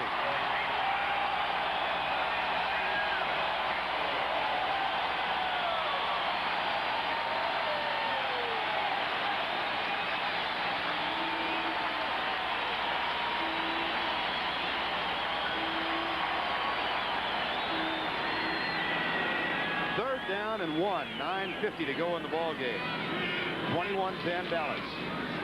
Dorsett with Newsome leading the way. Has to move the chain as the Cowboys move it out to the 43-yard line, and Bernard Wilson makes the tackle. Reggie Wilkes was there, number 51. Well, I'll tell you, he's rushed the football 23 times for 65 yards. And I'll tell you, they have been hard, tough yards. You know, the last time he got 100 yards, he had that one big gainer. But this time, boy, every yard he's had 2 or 3 guys just popping him right there at the line of scrimmage. Cowboys have moved it in the air much more so than on the ground today, and that is not what was expected. But they haven't been overwhelming in the air. We're talking very minimal yardage. Giants blowing out St. Louis. Dorsett freelancing and getting a couple.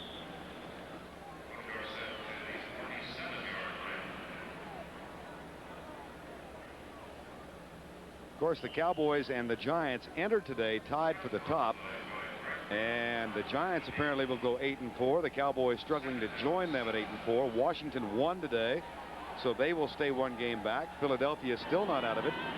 And there are the Eastern Division standings. Giants and Philadelphia both with 4-2 records. The Cowboys 3-2. Washington not quite as well. Second down. White fires it out. Nice catch at the 40, and a flag is down as Renfro, who's been a quiet factor the last month or so, is having a big day today. Well, that was a good job that time. White threw the football right where he had to throw it. And that time, Renfro coming underneath Herman Edwards made a fine catch. Illegal contact, number 46, declined, first down. That is a first down at the 41-yard line, and Herman Edwards. You're going to see Edwards on the top left of your screen. Well, actually, he's on the top right, folks, as Renfro drives him deep. Now, Edwards is reading his set, seeing when he's going to plant. Now he sees him set. There's the hand on him. Now Renfro coming back to White, which is what a receiver's to do. And, boy, that was a good catch that time. Doggone near dropped that ball and pulled his right hand over to save it. Renfro has caught 4 for 53 yards now. 21-10. That's where we start the half. Lurch is threatened. Whoa. If the play stands, will be dropped for a 5-yard loss. Let's see if the linebackers did jump or the Cowboys drew them off. And from the reaction of Reggie White and Reichenbach, I think it might be an initial call against Philadelphia. Jerry Bergman, Marion Campbell looks on, the Swamp Fox. The Swamp Fox. What a great name. I've heard you call him that all day long. Illegal motion, right guard. All right, let's see if Peterson does indeed move before the snap of the ball. The linebackers are, there's your threat. All right, there it is. Now, actually, you could see that Griggs was off sides, but his left foot intimidated Peterson, so Peterson moved before the snap of the football, which means that it is a penalty against the Cowboys. So Dorsett loses 4 yards. What do you want, Clooney? All of a sudden, I'm reminded of the story of Dave Hampton of Atlanta, trying to get 1,000 yards in the last game. He got over 1,000. He had 1,002. They let him carry one more time. He lost 7 and wound up with 995 for the season. There's Newsom, 3 down the sideline. First down at the 20.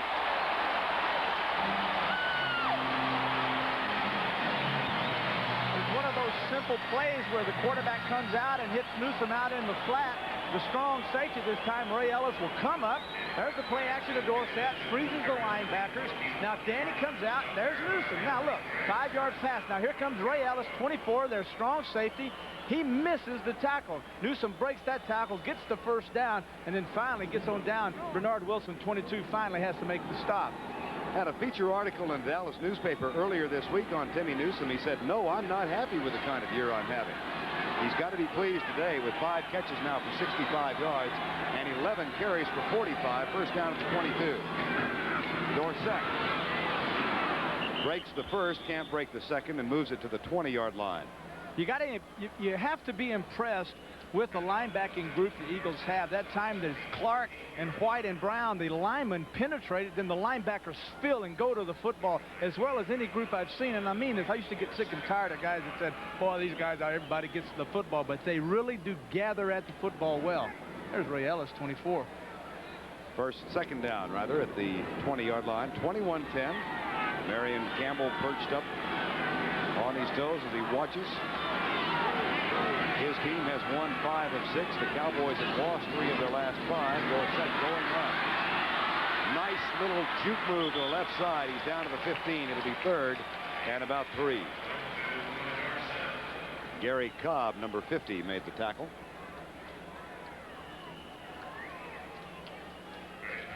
.71 yards on 27 carries. Denver has come back and tied the Raiders up 28-all in the 4th quarter. And the Rams now lead 31-17 over Green Bay in the 4th. And we gave you that St. Louis, New York score. The Giants well on their way to a win. 6:33 to go in this ball game. The Cowboys trying to up their record to 8-4. Blitz is on. Newsom going left. Dorsett tries to lay a block. So does Cosby. And it looks like Newsom got a first down at the 9.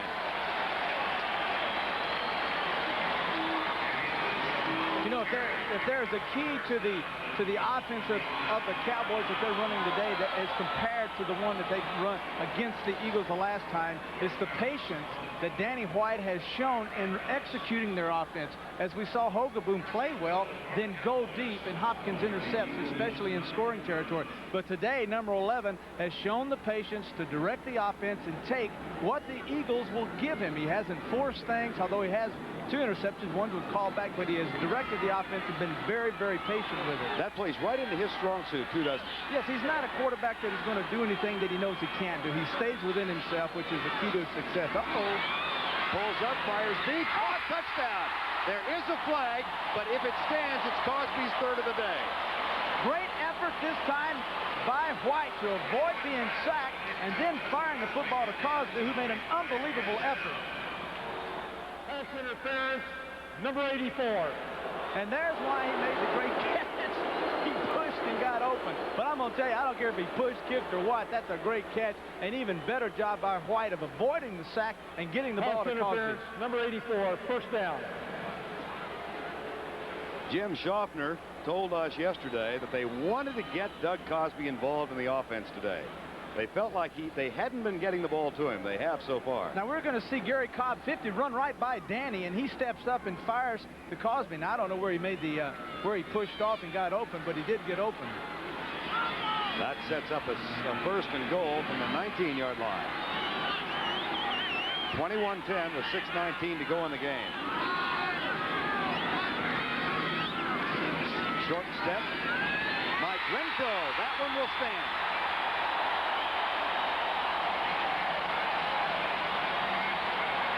19-yard touchdown toss. White to Renfro.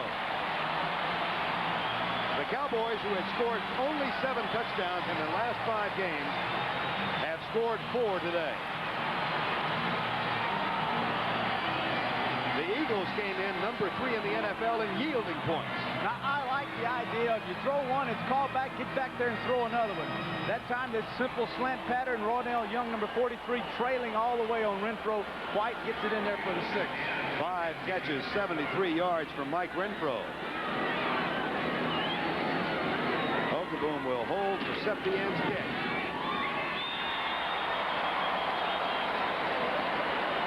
Missed it.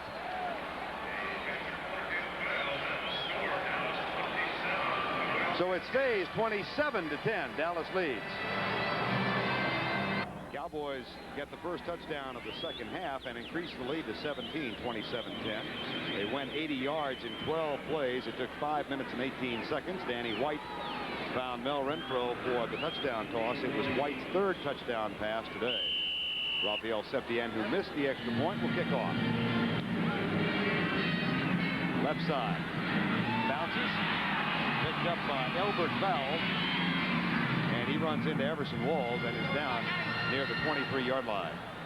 Watch Mike Renfro lined up on the right side. Well, Terry. the real key to this is the release of Cosby. He comes down inside. He frees the weak safety. Now the strong safety is going to drop outside. Renfro is going to come down, set the corner, then break inside, and there's no one in the middle, and that's because of the tight end, Cosby. See the weak safety, Bernard Wilson, staying on the tight end, and look outside. No one outside on 82 Renfro. He gets inside and does a good job of catching that touchdown pass. Ron Jaworski will go from a shotgun on first down 10 with 6:06 to go. The Eagles back home against Minnesota next week. They play them twice in the final 5 games. That pass incomplete. Intended for John Spagnola. Philadelphia's last 5 possessions, 3 punts and 2 interceptions. The Cowboys had picked off 18 passes defensively in the first 6 games, but only 8 in the last 5. So they have recovered this afternoon with 3 Jaworski interceptions. Well, one thing I always experienced as a player, when you beat a divisional team one time, when you play them the next time, you better get ready because it's going to be a dogfight. Today, the Cowboys are taking it to the Eagles. Tough to sweep, isn't it? It really is. It really is. Philadelphia last swept Dallas. That is, won both games in the season in 1964. Spagnola with that catch, and that might be enough for the first down, depending on the spot, which is at the 33-yard line. Vince Albritton sent the cornerback and made the tackle.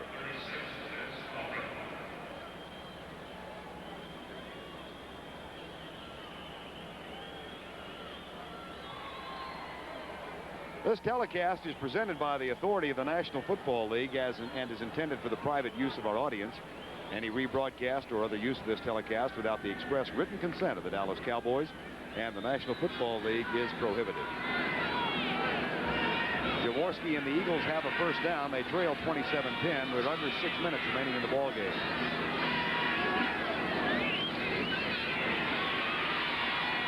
That pass, great catch by Mike Quick, and he's dragged down by Shirttail by Bill Bates. Quick takes a 16-yard gain. Well, that was just a great catch. That time he was open, and Jaworski had the football behind him, but Quick, with those great hands, reaches in behind him and snags the football with one hand and brings it around and takes it away from Thurman, number 32. The Eagles will go without a huddle with 5:25 remaining in the ball game. Catch is made in front of the defensive back Vince Albritton by John Spagnola. Report from the Eagle bench, now the official word. Wes Hopkins, the outstanding free safety, has a sprained left tendon and probably will not return today. Spagnola is one of those tight ends you often dream about having, because not only does he have the ability to block, but he has the ability to escape the linebackers at the line of scrimmage and get loose and run good man-to-man routes and get open. And Jaworski and Spagnola have been a good team of finding the open area and connecting on crucial passes. Timeout has been called. Coming up, the NFL Today on Thursday, home for Thanksgiving, as Irv Cross, Brett Musburger, and Jimmy the Greek all return to their hometowns on the eve of Thanksgiving, and you'll see those features as a part of Home for Thanksgiving at 3:30 Eastern Time. That, of course, will kick off our coverage of the NFL on Thanksgiving Day, and the Cowboys, as is traditional, will be at home against the St. Louis Cardinals here on Thursday afternoon. Then Dallas will have 10 days before they get ready for a trip to Cincinnati. The Cardinals and Cowboys, and it begins at 3:30 Eastern Time. Dallas, in its remaining schedule, has St. Louis coming up on Thursday, then 10 days off. They travel to Cincinnati for the first time ever. The Cowboys have never played there. And then they are back home against the Giants, and they wind up the season on the road at San Francisco. Well, the interesting thing that'll be for the followers of the Cowboys will be to see how they play up there, because I'm going to tell you right now, it's going to be cold. And more than likely, if it's cold, it might be raining a little bit and be about 25 degrees. And if it's not raining, I can doggone sure promise you that it's going to be snowing. And if it isn't snowing, it'll be sleeting. What was the toughest stadium for you as a visiting team to play in for Pittsburgh? Well, the hardest team for me to play in as a player was right here. Really? Yep. This was the hardest as a player in this football team. The hardest as a fan support would have been Oakland when they were in Oakland, because those fans there, you went in with, you had to wear those bulletproof jackets. That was a tough place to play, but Cowboys are always very, very hard to beat right here. Second down and 3. Eagles trail 27-10. Jaworski bombs away, and the catch is made. Greg Garrity. Garrity having a fantastic day as a guy that's seldom used, only when they go with 3 wide receivers. But even more remarkable is all Britain safety blitzes on Jaworski. And there he comes, 36, and then Ron just stands in there and just unloads it, knowing he's going to get bombed. And look at Garrity, both feet inbounds. Boy, that's a great catch. That is a terrific catch, and the Eagles have a first down at the 11-yard line. Now, we've got 5:12 left, and the Cowboys may be thinking, hey, baby, we got this wrapped up.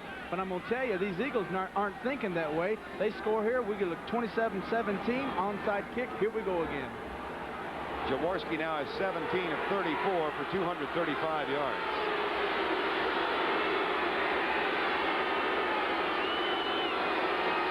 First down at the 11. Safety blitz. Jaworski rolls out, pulls up, fires deep. Touchdown, Philadelphia. Mike Quick.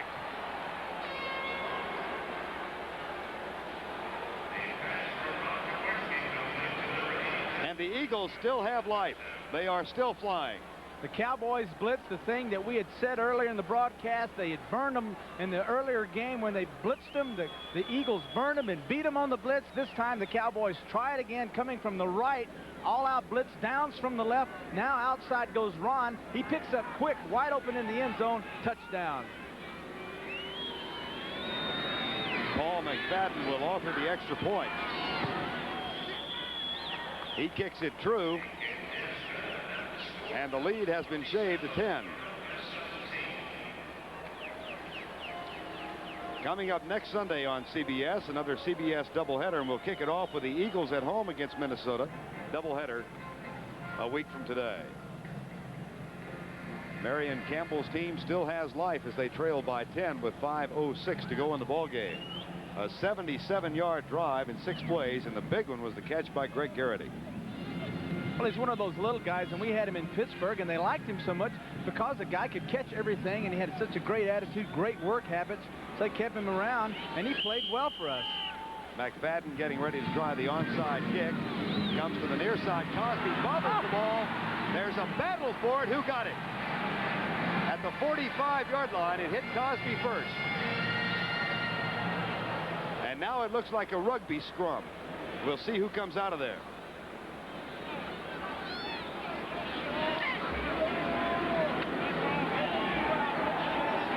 It won't be James Jones.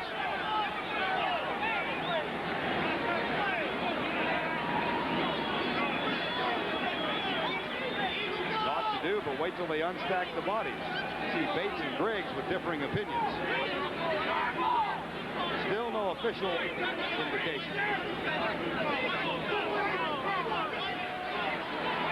Now there is. The Cowboys get it as Dutton, Landry, and White look on. I'll tell you, that was a great kick. That's one of those, you kick it high, it hits the ground, bounces up, and hits the ground, and bounces up again. And anyone can get this football. Actually, the Eagles had control of this football or had their hands on it twice.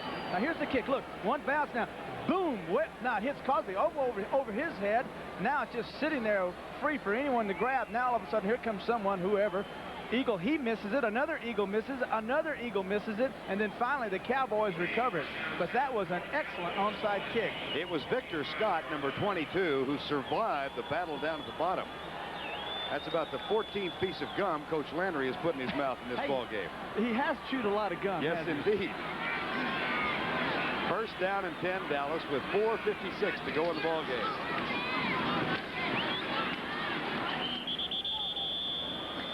Timmy Newsome with the carry, and Mike Reichenbach. Don't forget that following in now. By the way, George Martin had a 56-yard touchdown return with an intercepted pass. The final Giant score. 4:19 remaining in the game. Danny White with a play fake, lobs it out to Newsome. That's a first down. My goodness, they have utilized Timmy Newsome a lot in this ball game. Well, what they've done is, everyone knows that Dorsett is the key to the running attack, so what they have done is play action, send Newsome out in the flat, come outside with White, take it out of Dorsett's belly, and then if the linebackers are deep, then they just dink it out there to Newsome for a 2-yard completion, and then he turns it up and makes 8, 9, 10, 11 yards. There's a little cross buck action. Now you can see Danny's outside. There's no one on Newsome. He's wide open out in the flat. As you can see, Cobb 50 chases him, but hey, first down. That is Wes Hopkins being taken to the Eagle dressing room with a strained tendon in his left ankle. First down and 10. Here's Dorsett. Renfro tries to supply a block, but didn't get much of one. And Roynell Young is up to help on the tackle along with Reggie Wilkes and Mike Reichenbach. 4 minutes to go, and Dorsett easing toward a 100-yard game, which he has not had since the last time these two teams played. Well, I'll tell you, if he gets 100 yards, he's earned it the quiet way, because he's got 28 carries for 74 yards right now, and 100 yards would probably ease a little bit of the pain that he's going to average less than 4 yards a carry. Second down, 27-17. Dallas leads. It's second down and 7. Dorsett, about 2. Mentioned the fact that Philadelphia is back home against Minnesota. It will be a special day at Veterans Stadium because it'll be the 25th reunion of the 1960 championship team. Marion Campbell, who played defensive end on that team, will obviously be there, but a colleague of ours, Tommy Brookshire, is going to be back home in Philadelphia. Chuck Bednarik. A lot of those players. There was some concern that Sonny Jurgensen might not be able to make it back because he's broadcasting the Redskins on radio. And I'll bet you with the 49ers coming to town, Sonny's going to send his regrets. Third down and 5, but that reunion takes place for the Eagles next Sunday at the Vet. 2:48 remaining in the game. White, left side, man open. Mike Renfro. Tony Hill, beg your pardon. And that gives Dallas a first and goal at the 10. The key to this pass is, I don't know if White's audible, but look at the right corner, Herman, as he is sitting. Herman Edwards, and look how far off he is. Now all Hill has to do is go down there 5 or 6 yards, make a little breakout, catch the ball, break the tackle, and get another couple of yards. They give a lot of respect for this guy. And they should. Almost 1,000 yards receiving already. Tony Hill, 5 for 49. He's closing in on 1,000. Which would be the third time he has accomplished that. Dorsett going left. Gets a block from Howard Richards and a touchdown. What a terrific block by number 70. Allowed Dorsett to ease in untouched.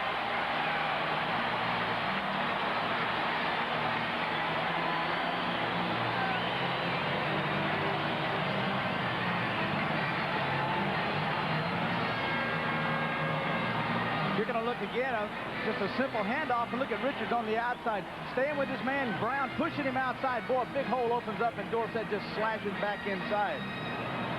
Rafael Septien missed his last extra point. That was his first miss since October 28th of '84 against Indianapolis. They'll try and start a new string now.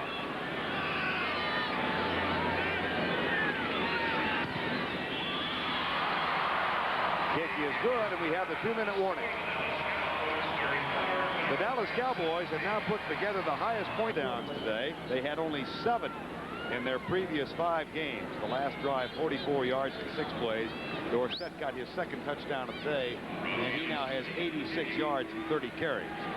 Septien will kick it off, and the Eagles have 3 men back: Fowles, Hunter, and Evan Cooper.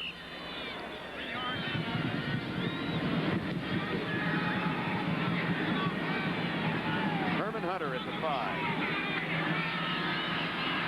Herman Hunter with a lot of room. All the way out to the 48. This is the 11th round draft choice who returned 2 kickoffs for touchdowns in preseason and helped make the team. That's good for a 42-yard gain. Here comes Hunter straight up the field. Notice how they go up the middle. If there's something there, they take it. That time the hole opens up. He turns outside. Now it's just a foot race. Only one really, had he gotten by the man that tackled him, number 29, that would have been the kicker that time, Septien. Tony Dorsett has run 30 times today, and that is a personal high. Ties his personal high for number of carries with the Cowboys. From the shotgun, Jaworski back to throw. Left side almost picked off. Ron Fellows, number 27, intended for Kenny Jackson. Jaworski 18 of 36 now, hitting 50%. The Rams win it. They go 9-3 for the year. And Kansas City, at long last, breaks the 7-game losing streak. They knock off Indianapolis 20-7. Don't forget that 60 Minutes will follow, except on the West Coast. And, of course, also tonight, Murder, She Wrote, and then Richard Crenna in a special feature, the first of 2 parts called Double Take. And that's coming up tonight on CBS. Second down and 10. Philadelphia trailing now by 17. That pass will be caught at the 45-yard line. Bill Bates makes the tackle of Mike Quick. Tony Dorsett maybe having his best year. And Doug Cosby's had a big day today as well. You know, Walter Payton's got just the most enviable record I've ever heard of for a running back, missing only 1 game in 75 since he came into the league. But this guy's only missed 3 in his career. And now timeout has been called with 1:38 to go. The executive producer help they've given us this year. Been kind of fun, hasn't it? Yeah, I've never been fired with 3, 4, 5 games left.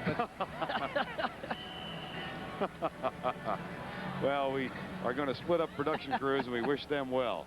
Thanksgiving Day, the NFL today at 3:30 Eastern, and then the Cardinals and the Cowboys. Dallas, of course, has been tough here at home, particularly in those Thanksgiving games. The last time they lost one at home was 79 to the Houston Oilers. From the shotgun on 3rd and 2. Jaworski left side. That'll move the chain as Spagnola makes the catch at the 38. Jaworski now 20 of 38, 125 to go in the ball game. Also want to thank the crew here in the booth. Dave Yaggy, our statistician, Gary Bradshaw, Joe Cash, and Nancy Lundquist for spotting. Across the middle, Spagnola makes the catch at the 32. I think with names like Bradshaw and Lundquist, nepotism might have something to do with who works up here. And it does. It helps to know the announcers.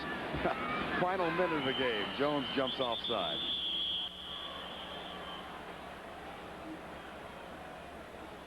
Ed started out with a great season. He's kind of quieted a little bit here in midseason. Fred Wyant coming over. False start, number 74. Leonard Mitchell.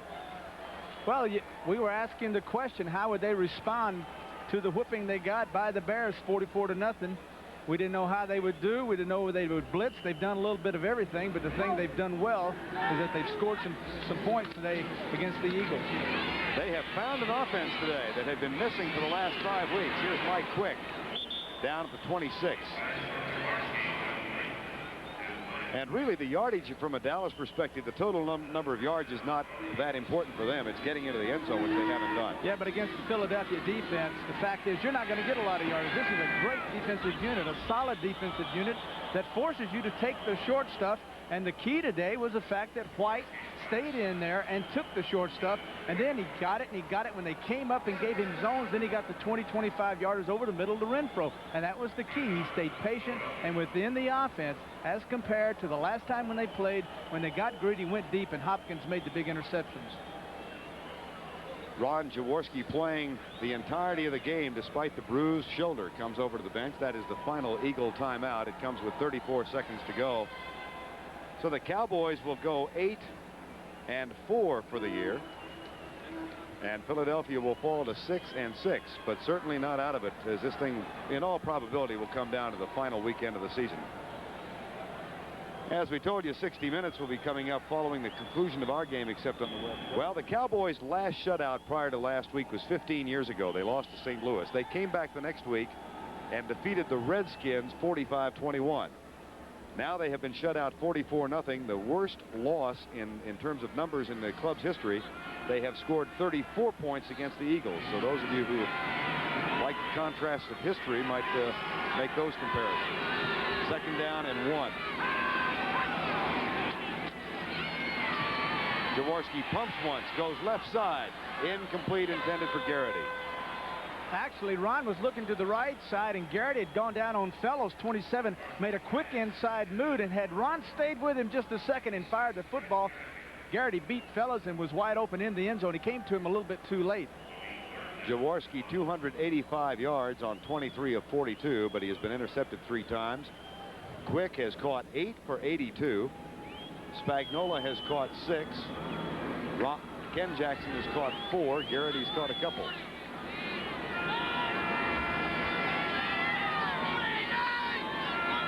Eagles back home against Minnesota next week. 25th year reunion of the 1960 championship team. Jaworski is sacked. That hasn't happened that much today. Ed Too Tall Jones. That is the first sack, as a matter of fact, of Ron Jaworski this afternoon. And it goes to the man they call Too Tall. Well, you know, when you know that a football team has to throw the football, all you do is pin your ears back and rush. And it's very difficult for the offensive lineman to continuously hold these guys out. That time, Leonard Mitchell, 74, came around. That time, Too Tall came around him and got the sack. That's Ken Reeves, 66, their left tackle. At the conclusion of today, with 4 weeks remaining in the regular season, the Cowboys and Giants will stay tied at the top. They meet here on December 15th. The Cowboys won the first game 30-29 back in October. The Redskins only a game back at 7-5. They are at home next Sunday against the 49ers, and they still must play at Philadelphia. The Eagles are 6-6. They've got 2 left with Minnesota. They've got Washington at home, and they must travel to San Diego. And St. Louis is out of it now. Well, not mathematically, because they're 4 games back with 4 to go, but the Cardinals really have been in a slump, and they are 4-8. Ken Reeves walks off unassisted.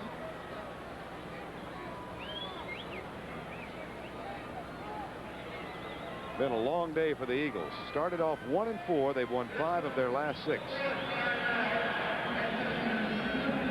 And the whole turnaround began in the second half of a loss to New Orleans when Ron Jaworski, who had been benched, came on for Randall Cunningham, threw 3 touchdown passes in a 23-21 loss. But then they won over St. Louis. They beat the Cowboys. They beat Buffalo in a come from behind. They lost to San Francisco.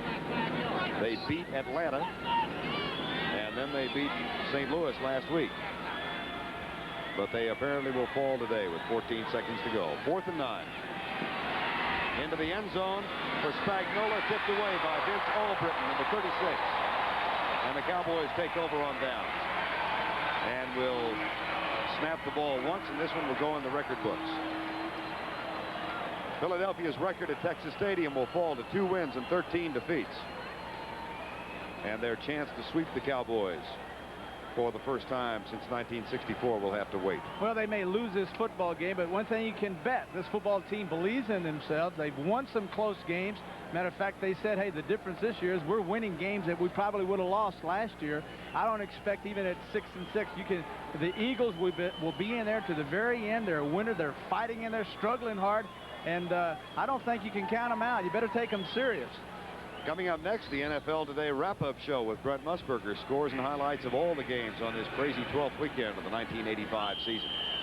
That will be the final play of this game. The Cowboys now get 4 days off. Marion Campbell waves to Tom Landry. Dallas responds to the 44-0 humiliation at the hands of Chicago last week. Danny White plays superbly, taking everything he has given today, throwing 3 touchdown passes and getting 2 on the ground from Tony Dorsett as the Cowboys come from behind and win it by 17. For Terry Bradshaw, this is Vern Lundquist.